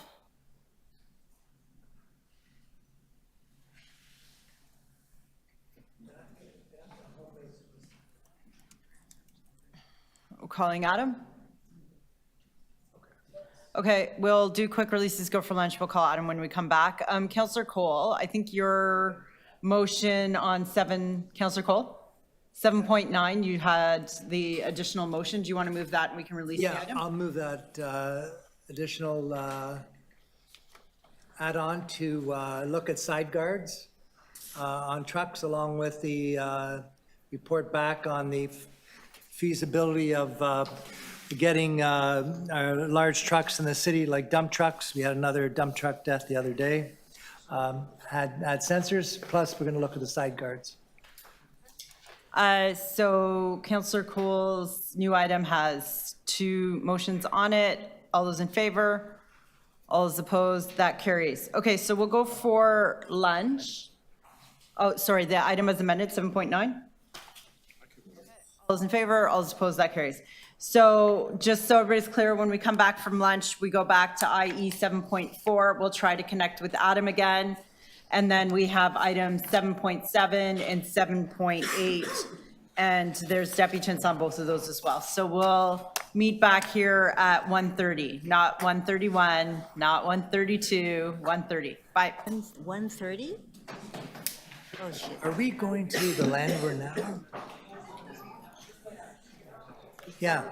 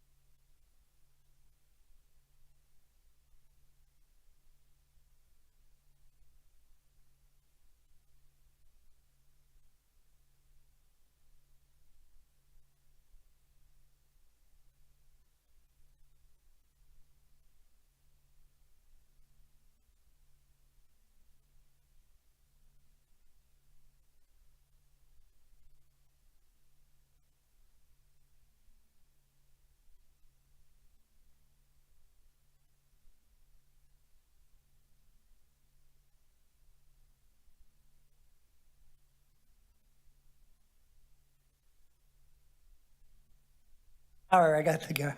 Okay, we have quorum. Can we just confirm that Councillor Morley is online? And just confirming that Councillor Morley, Deputy Mayor Morley is on line from Scenic Etobicoke, and we've got Councillor Sachs about to take her seat. So where we were at, and resuming the Infrastructure Environment Committee here, is we had a deputant that we couldn't connect with. We can get him now. If we can summon the deputant, please. Okay. So. Okay, his name is Adam Cohen. Yeah, Adam Cahoon, are you there, Adam? Adam, how you doing? Yes, I am here now. What I wanted to say in my deputation was not only are we looking at Vision Zero and other things coming up, but there are other things that are very important that have to be looked at when it comes to accessibility. And why I'm bringing them up on the Vision Zero is because a lot of these concerns when it comes to Vision Zero and is omitting some of the accessibility issues. Yes, the transportation division has been good at reaching out to the disability community and reaching out to advisory committees of other divisions. But what I am asking you guys to look at as it is working with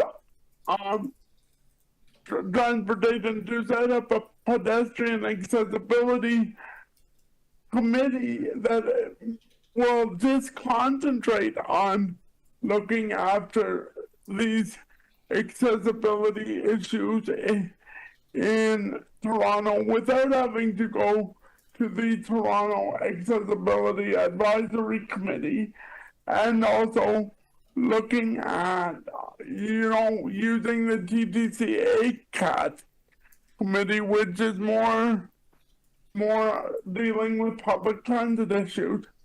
So that is the main thing, because you've got a lot of micro mobility issues coming up.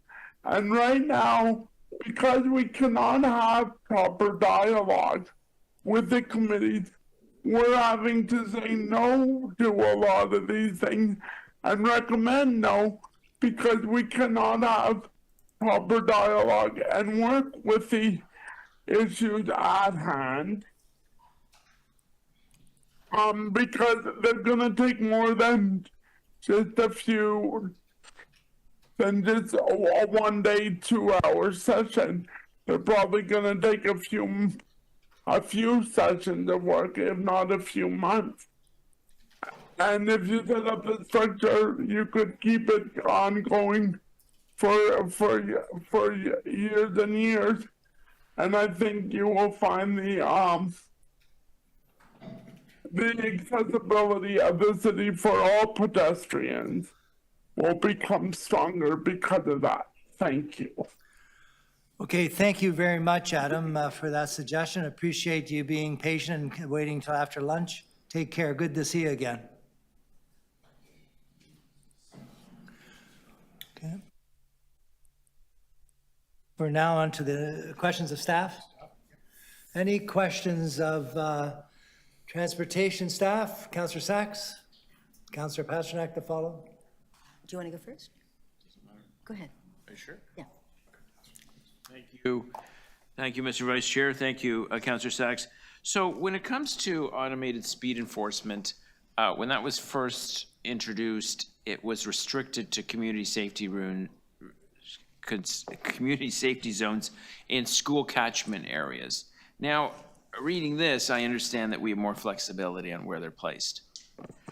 Through the chair, yes. Councillor Pasternak, we were asked to come back with a revised definition of community safety zones because council had identified that even though the provincial regulations identified the proximity to school zones, because it's categorized under the Safer School Zone Act, that there are other locations in the city where there are an increased number of vulnerable road users. Some of them we talked about in the report, on senior centers and also crossing guard locations, et cetera, that we would want to include in our analysis. And as Jacqueline described in her presentation, it's a bit of a two-step process. So identifying it and then doing more of an analysis and audit to determine if it should be added. And that would, of course, be done in consultation with the councillor.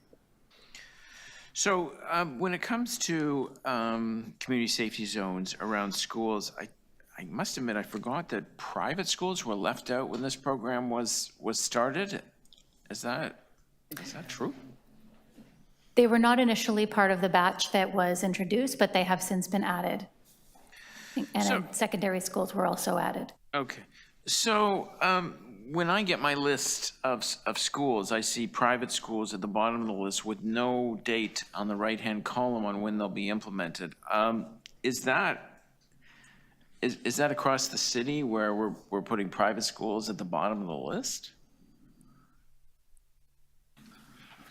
The prioritization of schools is based on the collision data around those schools and a number of other factors. It is a data-driven approach. I will say that there's limited data about the catchments of walking and cycling and sort of active transportation activity around private schools compared to the public schools, but it is a data-driven approach.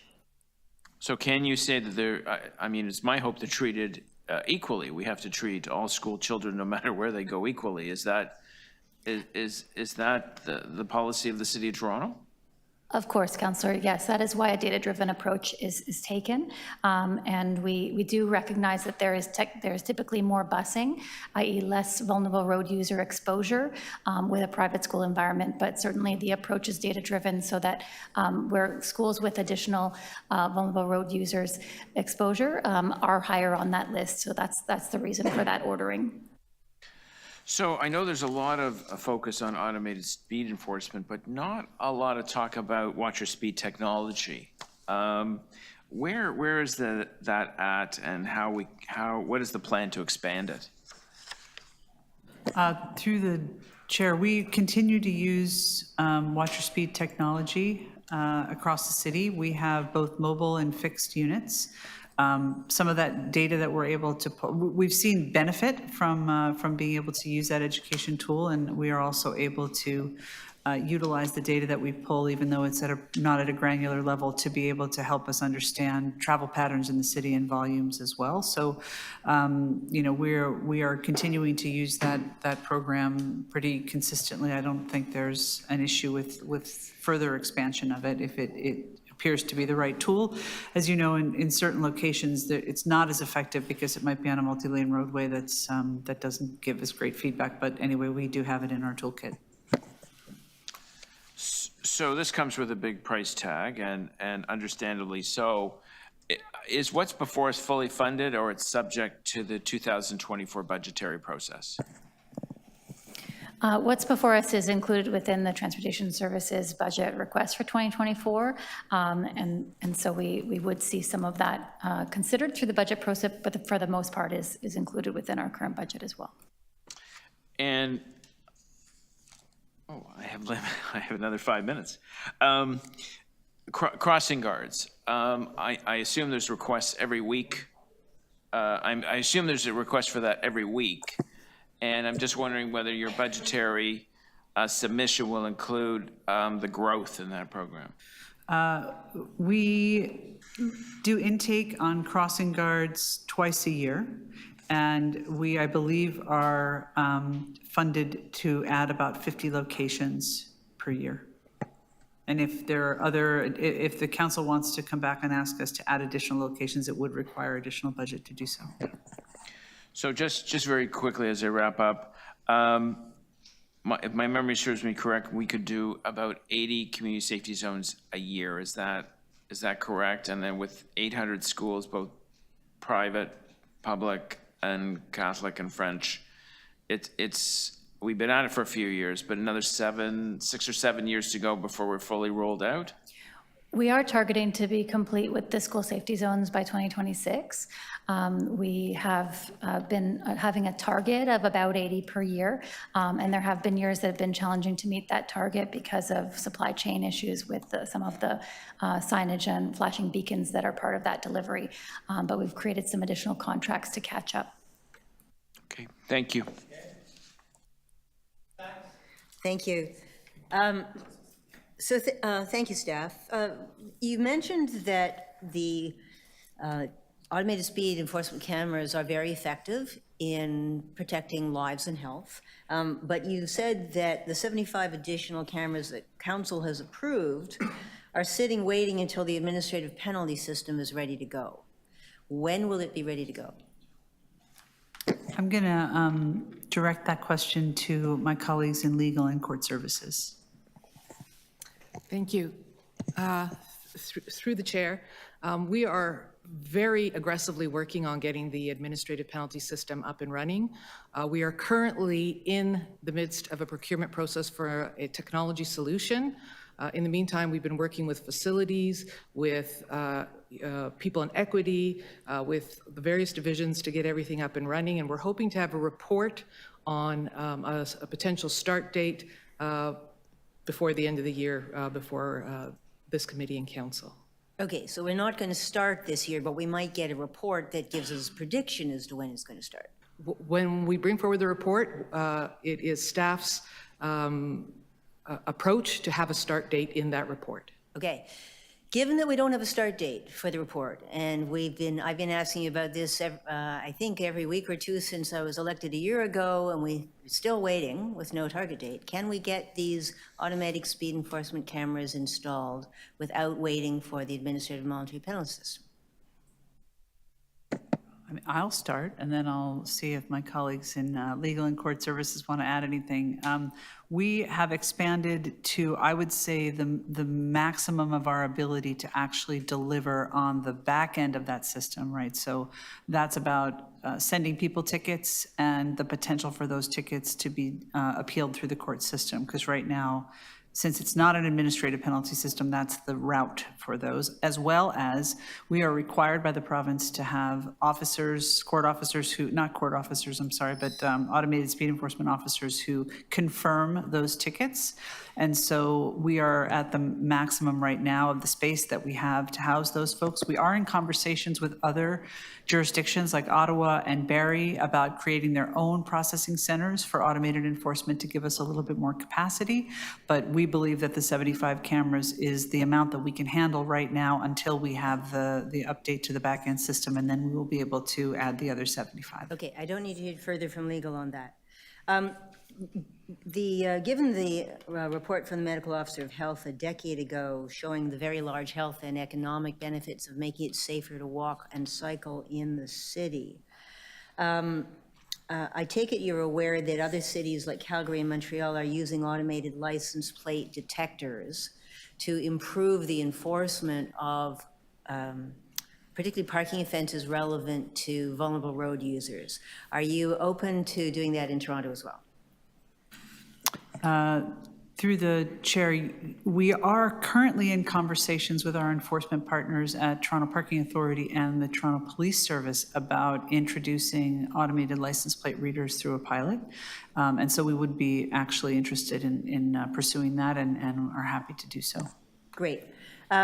We heard from a number of the deputants the comparison between the kind of investigation that takes place when a worker is killed and the kind of investigation that takes place when an innocent civilian walking down the street is killed. Does the city do a thorough investigation when a driver kills a human and take prompt remedial action the same way we expect a construction site to do so? Councillor, there's two stages in a vulnerable road user investigation after a fatality. The first is an immediate visit to the site with both Toronto Police and Transportation Services to investigate the conditions at that within a I think it's within 48 hours of the fatality happening. So there are some initial recommendations about any deficiencies on the site or causes that you could say. A second stage is that a larger group of people attend an investigation to assess the location and make recommendations to address, to make a more safe condition and understand the potential contributing factors. A consultant support is part of that, so there is a third-party review to summarize the recommendations and to start to program those either in the near term for pavement marking and signage changes or for larger capital work when those are the types of changes required. So it is quite a thorough practice and that we undertake. Fatalities are taken very seriously. I will ask you more about that later. Does the Vision Zero team have a voice in construction management? Perhaps Barbara may want to expand on this, but we see Vision Zero as being a responsibility of every member of the Transportation Services Division. The Vision Zero projects team is responsible for delivering particular projects, but a Vision Zero lens needs to be taken for the construction management and all of the other aspects of our work. And do you ask the health unit for any missing data about crashes? So we have worked with Toronto Public Health, and we've also worked with universities like Toronto Metropolitan University to better understand the data on injuries that are being collected, injuries that happen are being processed through hospitals that is not part of our killed and serious injury data because it doesn't necessarily meet the threshold of a serious injury as defined by the police. Barbara may want to speak to that further, but certainly public health is a key partner, as are researchers in the academic field, to get better data to help inform this. And we also have a representative from Toronto Public Health who could speak to that further. Okay, I think time is up. Any more questions, staff?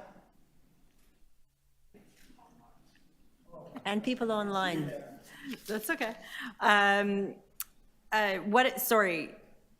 Actually, Councillor Sachs asked my first question about when we could acquire more ASC cameras.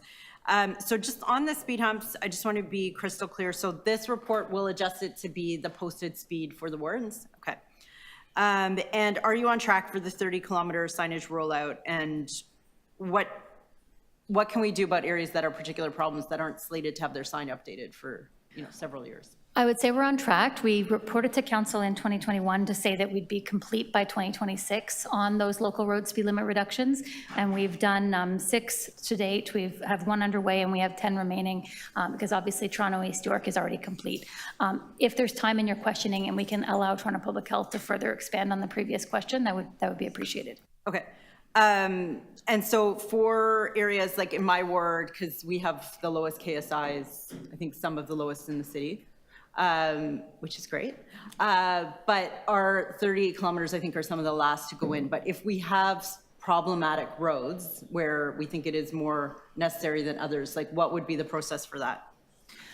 I think the process would be about working with our traffic operations and Vision Zero team to look at other methods rather than just going ahead with the speed limit change at first. Perhaps the other solutions like the flexi-post signs that indicate speed or other opportunities to reduce the experience of traveling along the road to get better speed compliance would be a good start.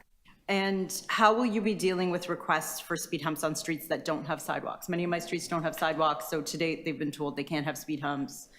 There's obviously a long timeline to get sidewalks, so will this report deal with that? Yes, this report clarifies the language in the warranting process where not having a sidewalk will no longer be a reason that the traffic calming is failing a warrant, but the design of traffic calming would need to accommodate the nature of the street to ensure that we're not having drivers go around speed humps in space that people would be walking. So it's more of a design issue rather than a decline. Preferred but not required. Previous deputant said that, was there still a process for residents to advocate for speed humps on a street? Like, what is the process for residents? Certainly, we would still expect that petitions would either come in to staff or through the counselor's office, and that those would be seen and heard. The main thing that we were trying to do here is reduce the burden of having a petition trigger that is responded to by a certain number of people on that street be a trigger, because it can have a higher burden for some residents more than others. And can the councillors still request a poll if they wanted one? That's not something that we recommend because it's not something that's in place for other safety projects.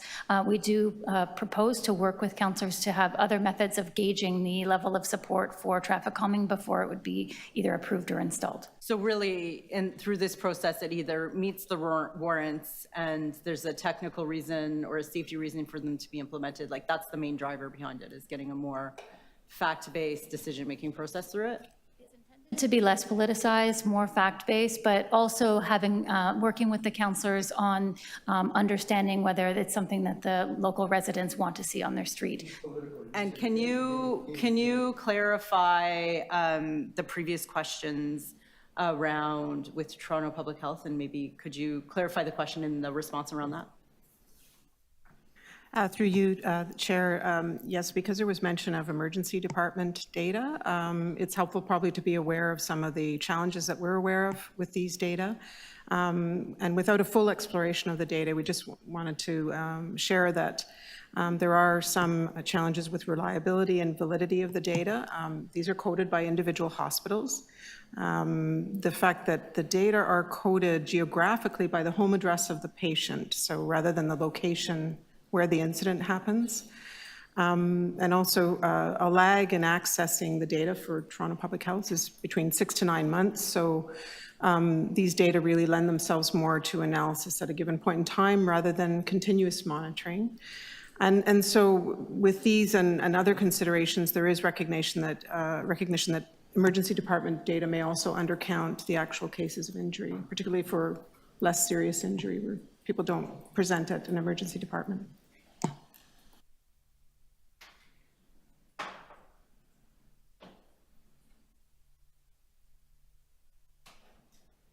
I'm done. Councillor Morley, then Councillor Holliday. Thank you, Mr. Vice Chair, through you to staff. Thank you for this work. It's really, really important. Unfortunately, here in Etobicoke Lakeshore, we saw a few weeks ago, we had I can't hear what you're saying. Councillor Morley, we that have trouble better? hearing you. Is this better for my video? Turn off your camera, perhaps. She did. She still Try garbled. again. Can you hear me a little bit better now? Turn your volume down. My volume? No, yeah, the volume from the meeting on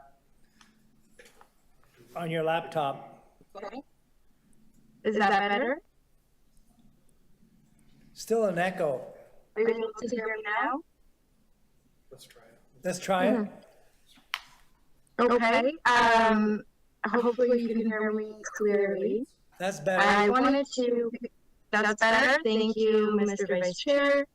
The report indicated that during the review of the traffic calming program, staff determined that there were equity issues with how traffic calming was implemented through the previous process. Can you explain the equity issues discovered, what caused them, and how this new process will better serve equity-deserving communities? Thanks, Councillor, for the question. So yes, we found that that there is a burden at a number of levels of this process that affects families that are in multi-residential or rental communities more so than single-family homeowners.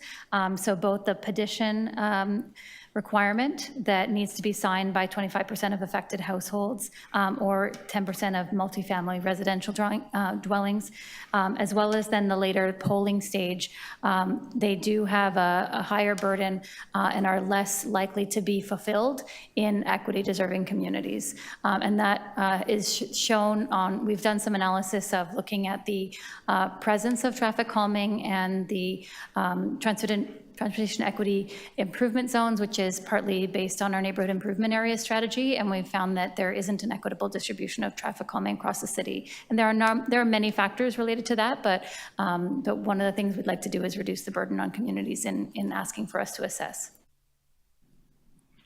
Thank you. I have also a follow-up question related to data collection, and my thanks to staff at Toronto Public Health helping to illustrate for us where some of the challenges are as it relates to that.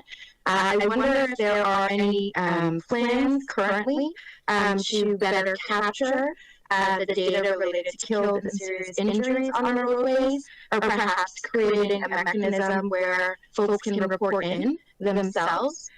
Just wondering where, how we're intending to move forward on improvements in that area. People walking and cycling do have the opportunity to report their collisions at the Toronto Police building in Liberty Village, so that mechanism exists, and there are ongoing efforts to improve the data quality, because really our data-driven approach is central to this strategy. As our representative from Toronto Public Health explained it, working through hospital data is really challenging. There are similar and perhaps more challenges with self-reported data, but looking to have the data that it better reflects the full number of collisions and impacts to people's lives is something that we're certainly interested in pursuing. But for the purposes of understanding the impact that we're making citywide, comparing the police-reported KSI data on a consistent basis provides us a sort of apples-to-apples comparison of how the city has been progressing on improving safety. That's helpful, Jacqueline. Thank you so much. Those are my questions. Okay. Councillor Holiday? Thank you, Vice Chair. Hopefully you can hear me okay. Yeah, clear. Thank you. My question is to staff. I heard a moment ago that the objective of this this change in the traffic calming policy is to make it less politicized. In other words, more transparent and more objective. How is a closed-door meeting with a councillor to gather a councillor's opinion on this pursuant to that goal? The goal is to have the recommendations based more directly from meeting a warrant, a technical warrant that is based on best practice from the Institute of Transportation Engineers about how we define speed and how the warrant analysis is comparing up against that definition. The part about engaging with councillors and then engaging with the community is to understand community impacts, because obviously understanding the level of support for projects is important across the board, but keeping the recommendation focused on whether it's warranted or not is our desire here, rather than having the warrant component or the polling component be waived, which was a constant thing that happened in the prior policy iteration.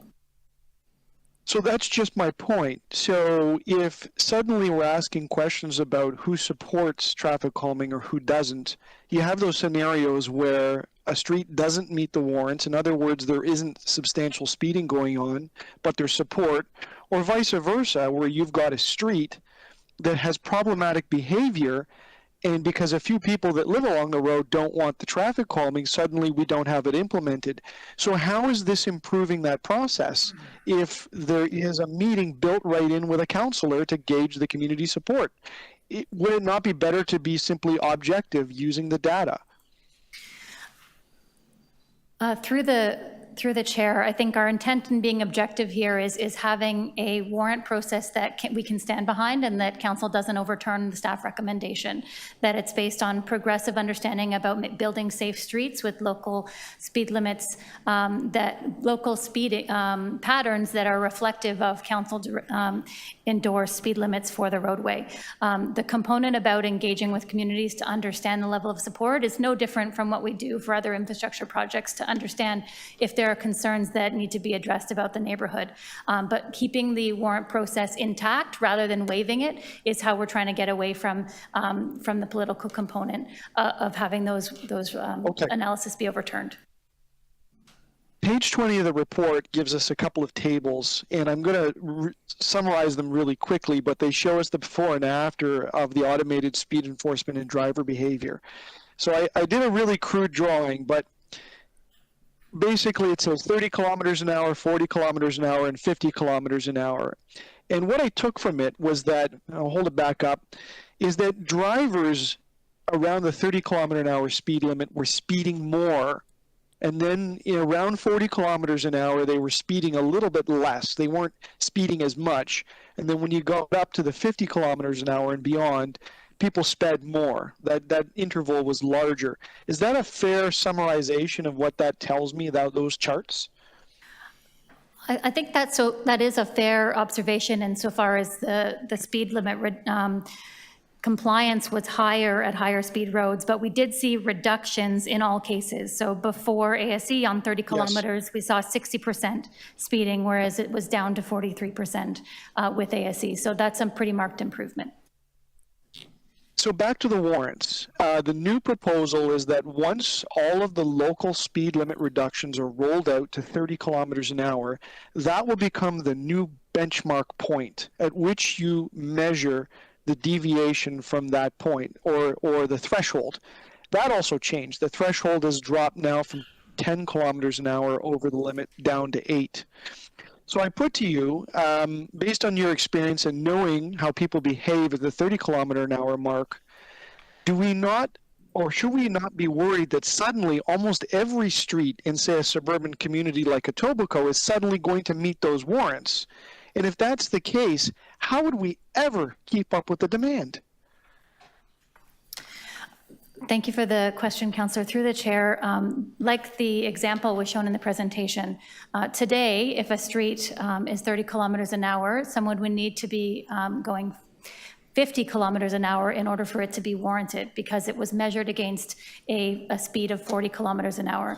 So in the recommended policy change, it's having it be aligned with the posted speed of 30, or essentially all local roads will be measured against the 30 kilometers, because that is the speed that council's approved.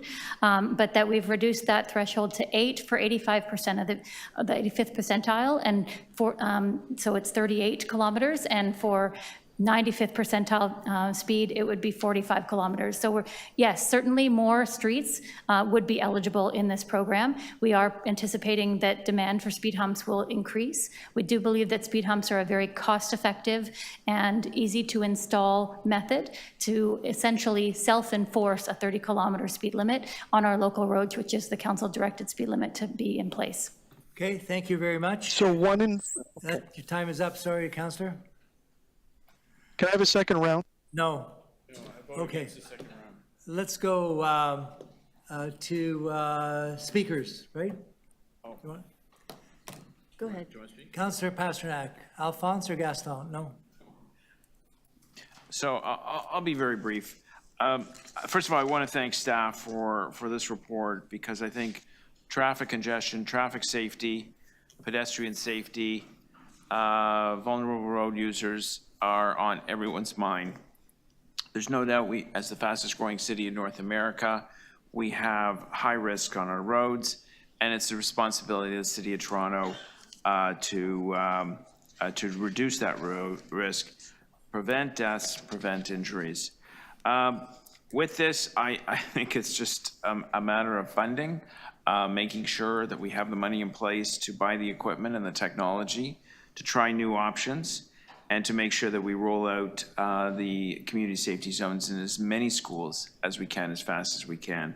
And when you start adding up the schools in Toronto, it is a lot of schools. It's probably about a little over 500, 550 at the TDSB, 150 at the Catholic School Board, and then you have probably another 100 or so that are private, and of course there's the French schools.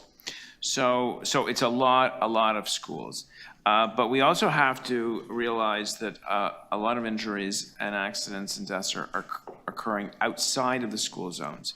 In other words, our major arterial roads, where there's long stretches without signalized intersections, where there's street racing, and where there's a lack of respect for pedestrians and the local and vulnerable road users.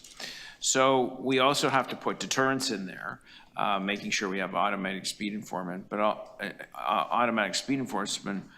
also the various design elements that keep the roads safe. And I think we're addressing many of those here.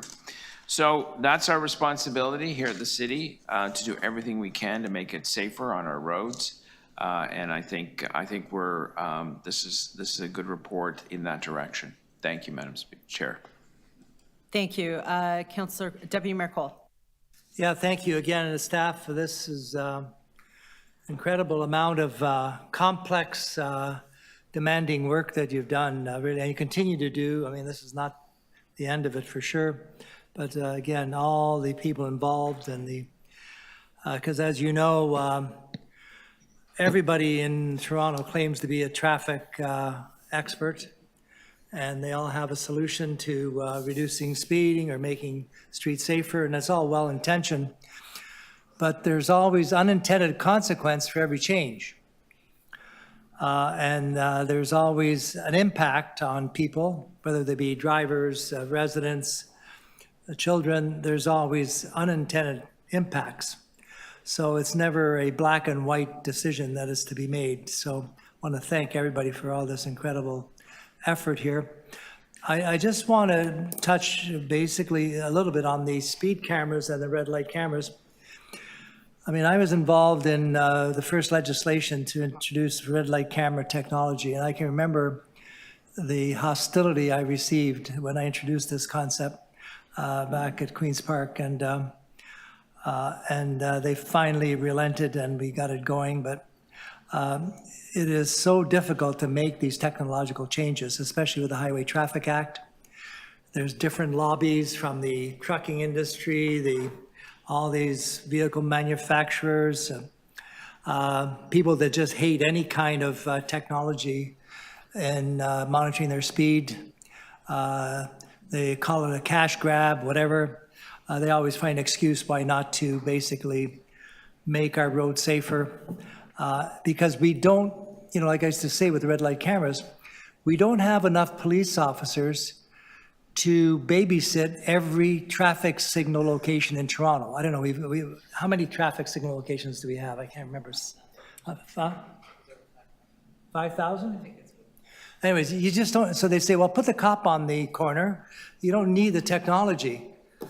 Well, plus we found out when I used to follow these in court, almost everybody who ran a red light got off for years. You could not convict someone who ran a red light because they would bring in lawyers, question the police officer, the sun in their eyes, any other witnesses. It was just, the police just told me, there's no use, we cannot convict anybody running a red light. So anyways, that technology has helped save a lot of lives. Same with the speed cameras.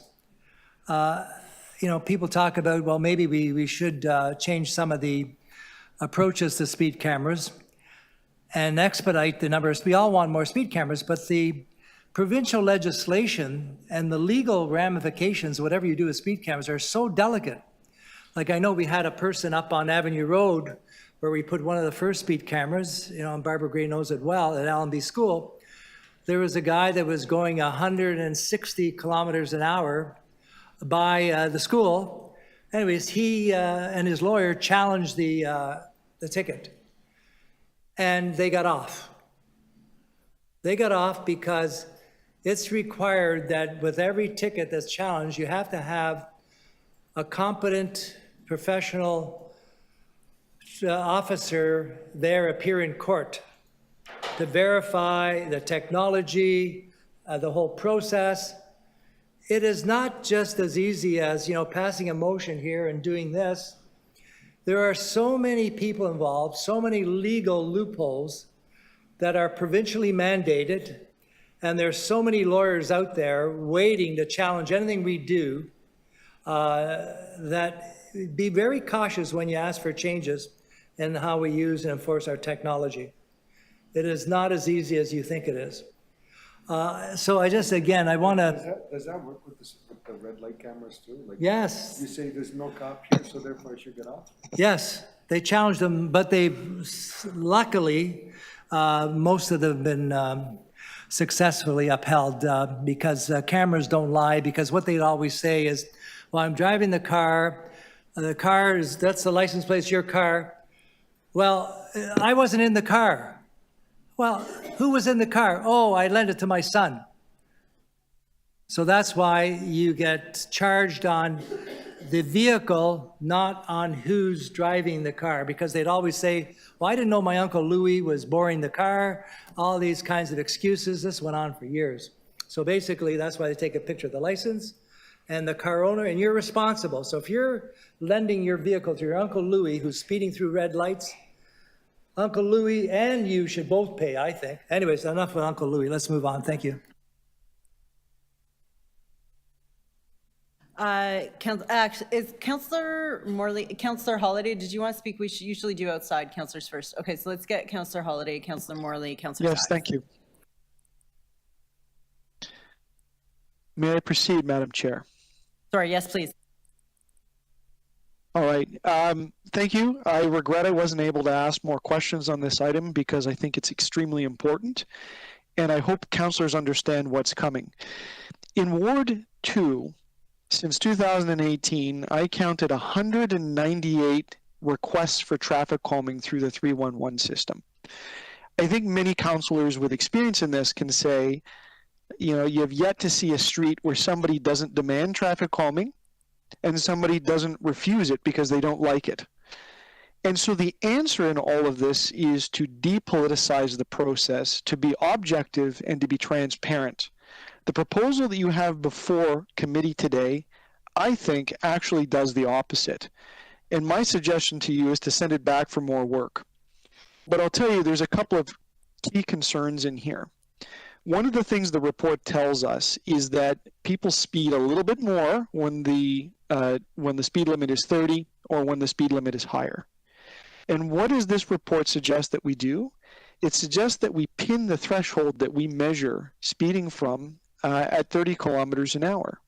And then it says 8 kilometers an hour is the magic threshold for the 85th percentile. In other words, if 1 out of 5 cars is driving faster than 38 kilometers an hour, you hit the threshold. Yes, there's some other considerations, but that's often the key one. There aren't many streets around that that's not going to happen on. So what this was really saying from a technical perspective, that most streets will qualify for traffic calming. The rest becomes moot, because if we are committed to having a transparent process that everyone can understand and respect, then why do all those other things? Why have a closed-door consultation with a councillor as to whether or not the community supports it? Because I thought we were being objective about it. So I really regret that these are what the numbers are and this is what the process is. More concerning, though, is that there's going to become such a demand once the door opens up on this that the report then suggests that we will begin to prioritize the implementation if we run out of budget. So think about it. How people complain about their roads not being paved today, and the response back is, look, there's a long list, there's only so much money to do this. That's going to be the conversation about speed humps. And how do you defend if there's actually something that happens on a street where speed humps were qualified and the city just didn't put enough budget towards it? In my opinion, we should take a little closer look to those numbers. Either don't set it at the benchmark of the 30 kilometers an hour and have it an 8 kilometer an hour threshold, or vice versa. Set it at the 30 kilometer an hour benchmark, but have a wider threshold, more than 8 kilometers an hour, knowing that there is some reasonable number above that that sets apart a street where there's a speeding problem from a street where there is not. And if so be it, if that causes more streets than today to qualify for traffic calming, so be it. But in this case, we're opening the door wide open. The fear I've got is there'll be so much demand for this, councillors are going to have to consult and think of ways to say no. And how do you explain that to anyone that turns around and says, I have a concern about my street, I think there's a speeding problem, go and measure it, and the measurement tells us one thing, and the system doesn't allow for the traffic calming to be put in an expedient way or in a transparent way. There's a lot of good things in this report. But this particular one, I think, is one of the most fundamental and wholesale changes to places like the suburbs that have a little bit of traffic calming right now and an enormous pent-up demand. And one of the great things about the system that we've always had is that it has been truly objective. It has been truly transparent. The numbers are the numbers. And in this case, it's moving away from that direction. I'll have more to say about this at council, but if I can say anything to my colleague councillors on this call or those that are listening, please read through the details and test apply it to your own areas that you live in and the wards that you've been tasked to represent. Because I think you'll be surprised about what it means and the picture that it paints and the situation where it's going to lead to demand that we just cannot meet as a city. Thank you for the opportunity to speak, Madam Chair, and I hope folks look a little bit closer into this because it's such a wide report and it says so much. Thank you. Thank you. Deputy Mayor Morley, followed by Councillor Sachs. Thank you, Madam Chair. Going to try this again from video. Hopefully, you all can hear me okay. I wanted to just again echo my thanks to staff for this great work. I was trying to mention earlier that, in Etobicoke Lakeshore, pedestrian safety, road safety is a really critical area of focus for myself and for my office. A few weeks back, we had a week of just sort of back-to-back incidences, and unfortunately, including a fatality in my ward. And so we're really encouraged by this direction, the progress that we're seeing in sort of the opening up of options that we will hopefully be able to capitalize on to better protect our vulnerable road users. I think it's important to note that equity requires us to really prioritize those most vulnerable, and I think this report and the updates to the policy accomplishes that goal. I finally just want to speak to and highlight personally looking forward to receiving more information and reporting out related to the vulnerable road user investigation and how that can continue to be prioritized as part of our Vision Zero work. And finally, wanting to also highlight, and in Etobicoke, and I can certainly echo my colleague Councillor Trody's comments, it is a number one issue when it was former staffer in Etobicoke Centre is traffic calming, that often drives resident engagement. And I don't doubt that there will be additional work that comes forward as a result of these changes. But I do think it's important work that we undertake.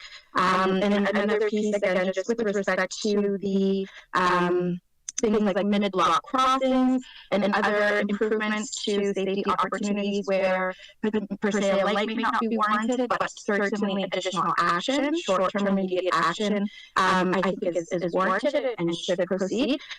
We will look forward to digging into that again once that report is received by staff. So thank you for this important work, and those are my comments, Madam Chair. Thank you, Deputy Mayor. Councillor Sachs. Thank you. I have a motion. Oops, we've lost Matthew. Here it is. All right. Yeah, thank you very much. So first of all, yes, again, I want to express my appreciation to staff. This is an incredibly important issue. We do have some real successes to celebrate. And it was noticeable that we do have a declining trend in deaths. We have a lower rate of drunk driving in the city than the rest of the country and the rest of the province. But still, every time a driver kills someone, that ruins two families. And as we heard from Jessica, the police may call an injury minor, but it can completely change somebody's life. So we do need to take this seriously. Making the streets safer for people walking and cycling, as the medical officer of health reported in great detail more than 10 years ago, is hugely important. It is hugely valuable. It is valuable in terms of health. It's valuable in terms of economic impact. And yes, there is an overwhelming demand for us to do something because such a large number of drivers ignore the safety of everyone around them. Especially post-COVID, this rage and hurry and impatience with the congestion, we see it all the time. We see, within the last week, I was almost hit by a driver in an SUV. Excuse me, Councillor Perruzza, please let me talk. So I was trying to cross the street with a small child, and for the third time in about 6.5 weeks, a driver in an SUV cruised right through the red light again when I was at a signalized intersection and didn't stop and almost hit us. So we know that drivers are not obeying the law. We know that the rate of legal breach by drivers is very high. We know we need to do more about it. So 3 parts to my motion. The first part is that we should, in fact, try to catch up with cities like Calgary and Montreal, which have already using technology, automated license plate detectors, to dramatically improve the efficiency of the parking staff, and particularly for those offenses that put at risk the life and safety of vulnerable road users. I've spoken with the police about this. They do want to do it. I've spoken with transportation. They do want to do it. And so it's time we got at it. And the piece is, these things pay for themselves in less than a year if all you count is the money from the tickets. Even if you don't count the impact of the people who don't get killed and don't get hit and the people who don't get frightened out of using our roads. So this will pay for itself very quickly, but the finance department has to be willing to let the people who buy the machine have the money to pay for the machine. So this is the first 2 parts, as I say, supported by the police and the transportation services. And the third part is just that we need to hear back how our progress on making the roads safer relates to our other goals. This report, the biggest gap in is it doesn't mention Transform TO. It doesn't mention our air quality goals. It's very focused on safety, which is important. But safety is a critical obstacle in getting to our other goals, our climate goals. We're in the middle of a climate crisis. Look at the bloody temperature today, people. And air quality and congestion, all of those things are important to us, and we will make more progress if it's safer for people to walk and cycle, as the medical officer of health told us more than a decade ago. So I'm asking Transportation Services in my 3rd recommendation to report back, make that link for us, right? Because we've just talked about the fact that they're not getting enough money to do the work to save lives. So we can get into a whole conversation, how much is a child's life worth? But for all of our goals, the lack of making our streets safe is hurting us. It's hurting public health, it's hurting air quality, it's hurting congestion, it's hurting our climate goals, and we need to see that clearly as we make our financial decisions. So that's what the point of the 3rd part is. Again, thank you, Barbara Gray, for working with me to come to mutually acceptable terms. I'm glad to have staff support for these recommendations. They won't, the first 2 will pay for themselves, and will continue the progress that we're making to try to make the city a little safer. It is hard to deal with people's rage in the middle of the biggest construction boom in North America, where we are busier in terms of construction than, the 8 biggest US cities. Plus we have, of course, Metrolinx tearing up part of the city. Plus we have our water mains collapsing and being replaced. So we do have a whole series of overlapping crises, and the recommendations will help, and my recommendations will help, so I'm asking for your support. Okay, thank you. Oh, right, and I forgot, there's one more still on the slide, again, that supported by Transportation Services, just affirming the importance of safety. We had some debate as to whether this should have been in 7.2 or 7.4. The clerk felt it would go better in 7.4, but the link between construction and safety, just to reaffirm it. Okay, questions of the mover? Yeah. Yeah. I'm just wondering, shouldn't we have a report back from Toronto Police Services and the Parking Authority on what they feel they can do with this initiative? What I understand from both of them is they don't want to write another report before they try it. They want to do the pilot report study and include the result. They want to do a pilot study and include the results in the report they're going to give us next year anyway. We don't need the delay. Oh, but why won't they do a report? And they're saying they don't have time, and then...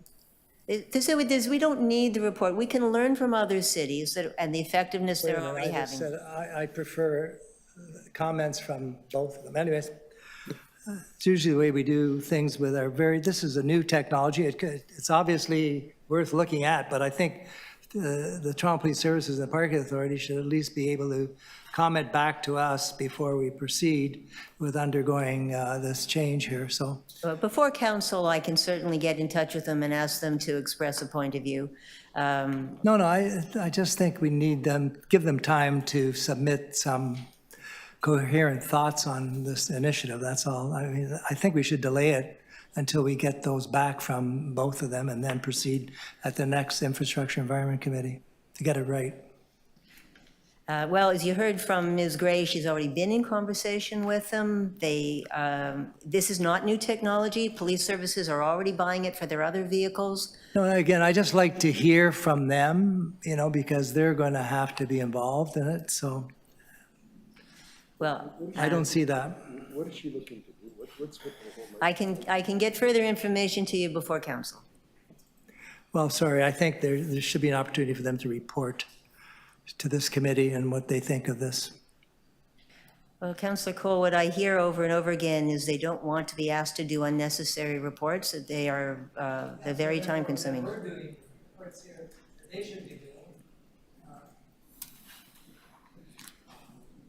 I have a question, the mover. You have it as a request, so if they go and find out they can't acquire them or can't afford them or can't make it work, are you comfortable with them coming back to you and letting you know that? Absolutely. Because 10 is very specific, and as you see, like I have. Which is at least 10. I have an issue with numbers when we start putting very specific numbers in reports, but if they come back and say they want to do 5 or et cetera, so you have some flexibility on that? Yes. Okay, and if any concerns are raised to us from TPS or Toronto Parking between now and council, are you amenable to having further conversation with them to refine the language? Absolutely. Okay. Additional questions, the mover? Okay, additional speakers on this item? Okay, I have a technical motion. I was asked to move, don't ask questions about it. I don't know.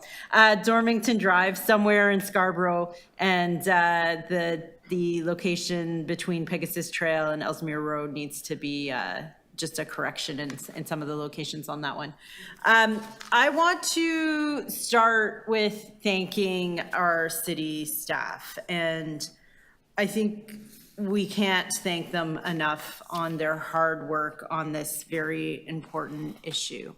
The city committed and has stated clearly that we're committed to road safety for all users and no loss of life is acceptable. And the data that is in the report shows that the hard work of city staff is moving in the right direction. And importantly, they are always open to continuing to do more, and have outlined here that to make this work, they've expanded the community safety zones. That was at our request. They're looking into how they can expand the automated speed cameras and get more of those out. They're looking at streamlining the process for the traffic calming request. I will say, I see a huge benefit in having a warrant-based system with technical criteria, because in Scarborough Community Council, the recommendation just gets overturned all the time. And so I think we need to have a little bit better of criteria that are saying where we should be implementing speed calming. But I also really think it's important that we celebrate hard work and we celebrate the work that has been done. So some of the statistics you heard earlier, pedestrian head starts implemented over 1,200 intersections, 75 ASC cameras across the city, over 430 school safety zones have been delivered, and there's 80 new ones coming in this year, and they're aiming for completion by 2026. It was a new program just launched just not too long ago, and there's already 250 in-road flexible speed signs that are out on roads. There's been 500 lane kilometers of speed reductions in the city of Toronto. That's a lot of signs that have been changed. And the school crossing guard program has over 800 trained crossing guards. So we have gone a long way in the last 6 years. So I think it's important that we celebrate that and recognize that we're always moving the bar. We're always asking transportation staff to do a little bit more and we're hardly ever giving them more resources to do that. So I think it's important that we congratulate them on their hard work today and thank them for that. And with that, I have the technical motion, and we can vote on Councillor Sachs's motion. So let's do Councillor Sachs's first. Okay, so mine's an amendment, so we'll help out Dormington Drive somewhere in the city. Okay, all those in favor? All those opposed? That carries. Councillor Sachs's motions.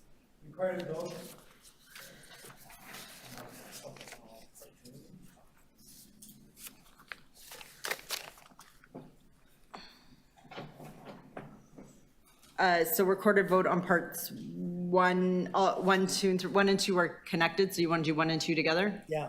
Okay, so 1 and 2. So parts 1 and 2 only. Yeah. All those in favor?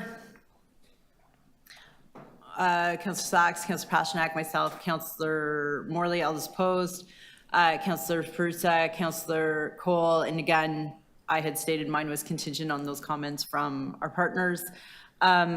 Did you want recorder vote on number 3? What is it? Lack of safe infrastructure.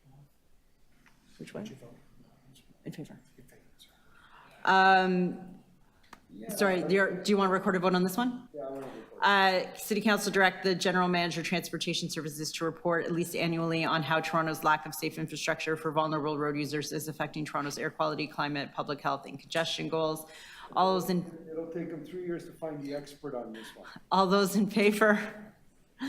Councillor Sachs, myself, Councillor Cole, Councillor Morley, all those opposed. Councillor Pasternak, Councillor Prusa.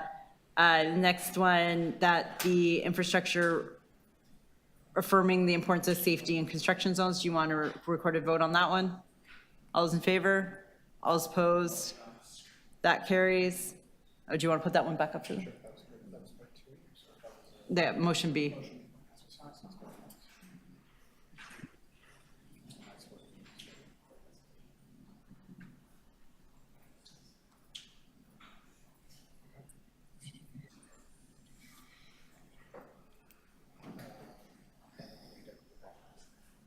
Okay, all those in favor? All those opposed? That carries. Item is amended. All those in favor? All those opposed? That item carries. Okay, our next item is IE 7.7. And we have one speaker, Alison Stewart.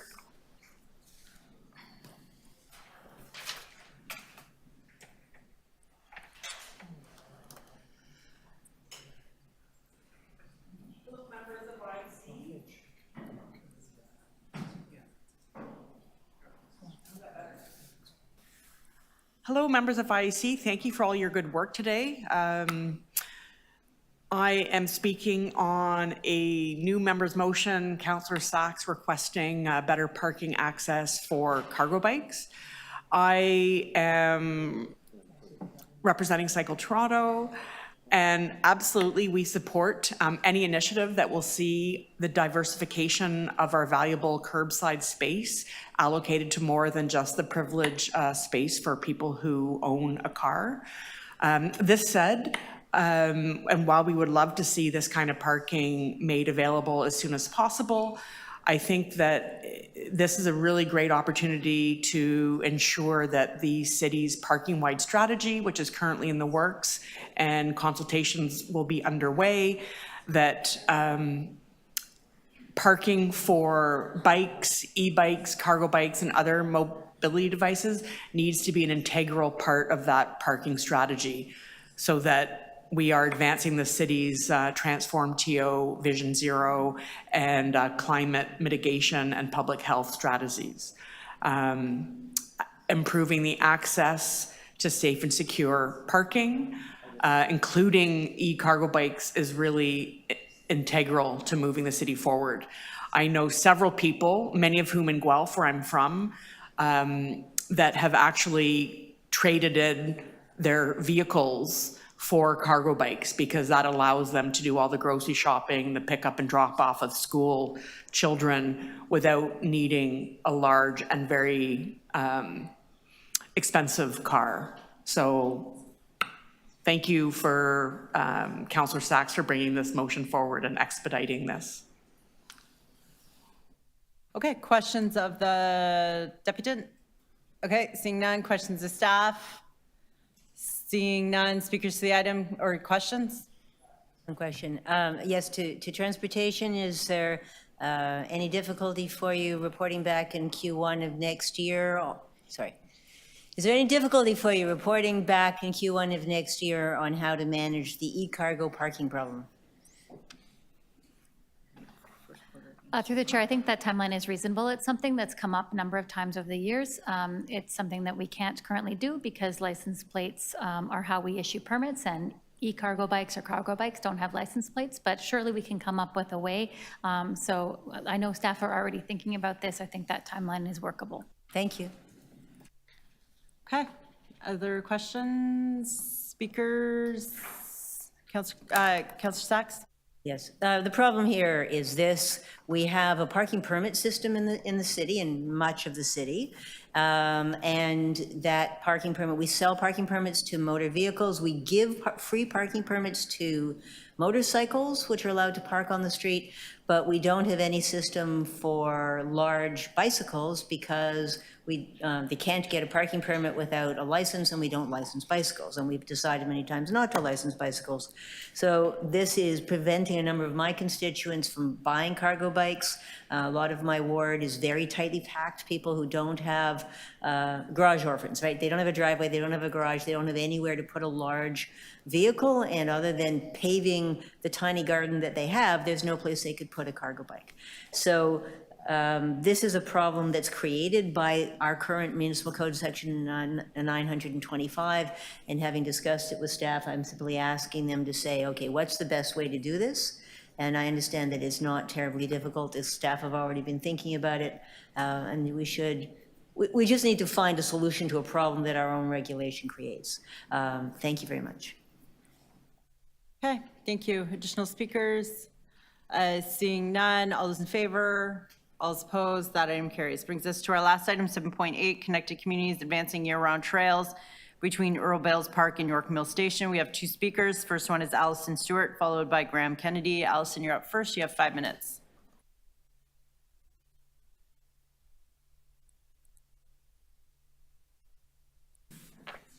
Hello, I'm Allison Stewart from Cycle Toronto. Last deputation of the day. Would just like to enthusiastically support this motion, which will make the connection between Earl Bales Park and Don Mills subway station a much safer and more sustainable way. Pardon me? Or York Mills, sorry, it's a long day, thank you. Really, while Cycle Toronto obviously advocates for safe cycling infrastructure, ideally on roads and our streets, but we also recognize that wherever we can capitalize on making safe connections that connect people to places and to transit, we should absolutely take advantage of those options. And in this case, leveraging the space of a golf course to use the outer edge to make it safe and used by people all year round is really a good investment in that public space and will encourage people to get around safely. So thank you for your time. Thank you. Are there questions of deputant? Okay, seeing none, the next deputant is Graham Kennedy.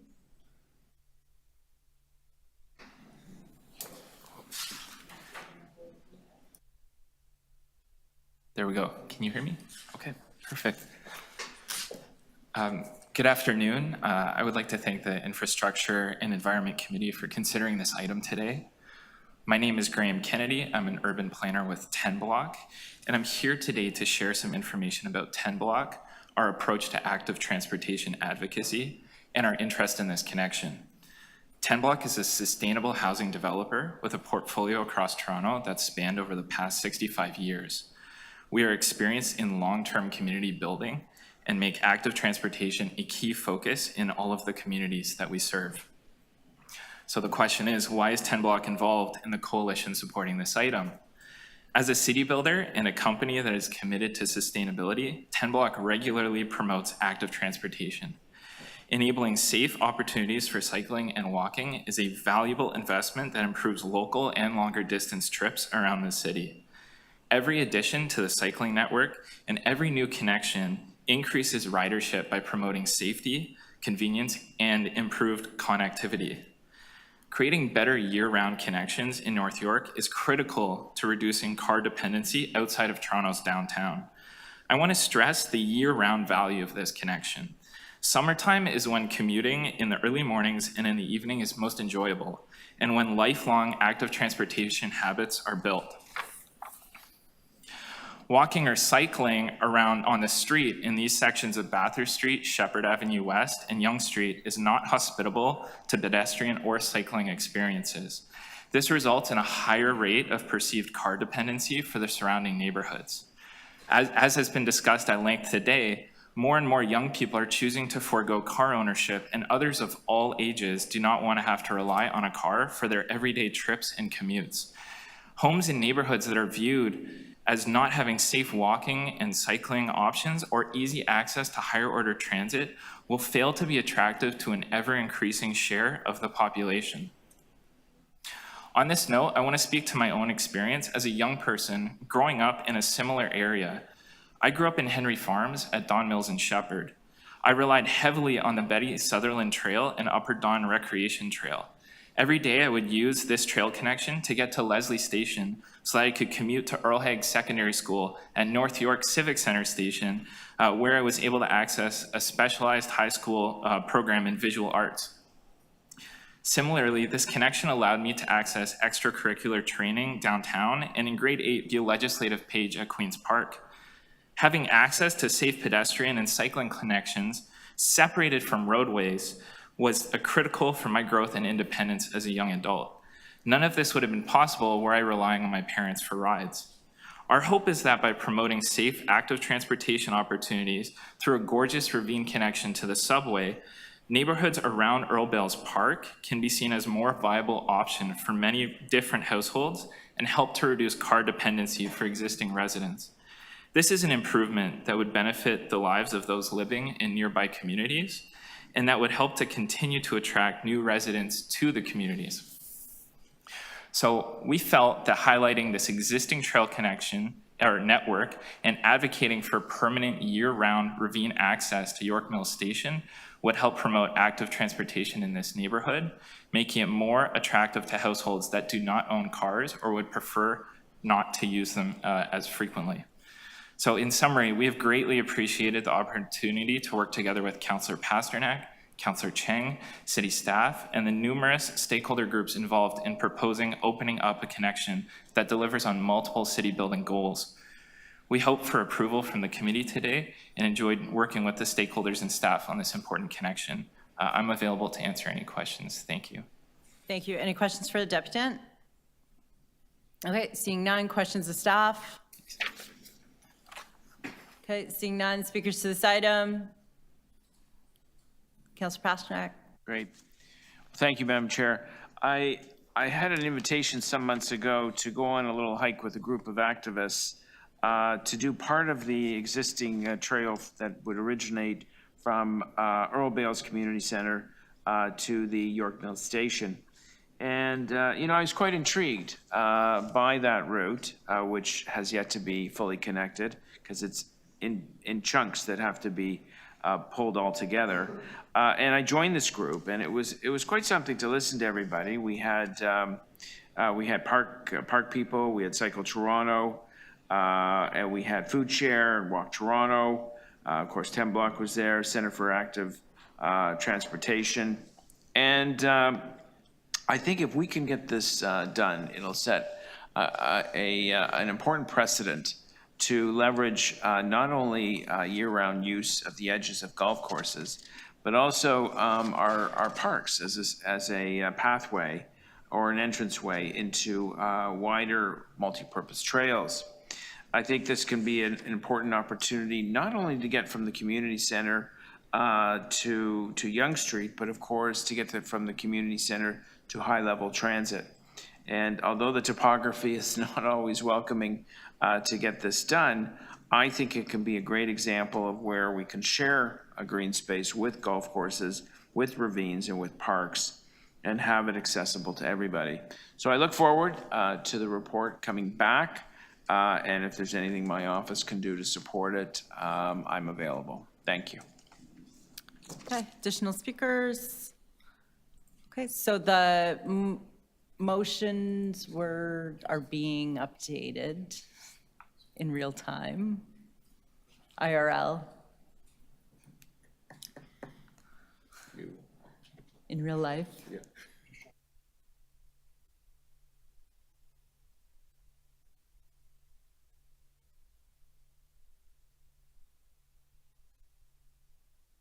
Oh, sure, no filibusters now, guys.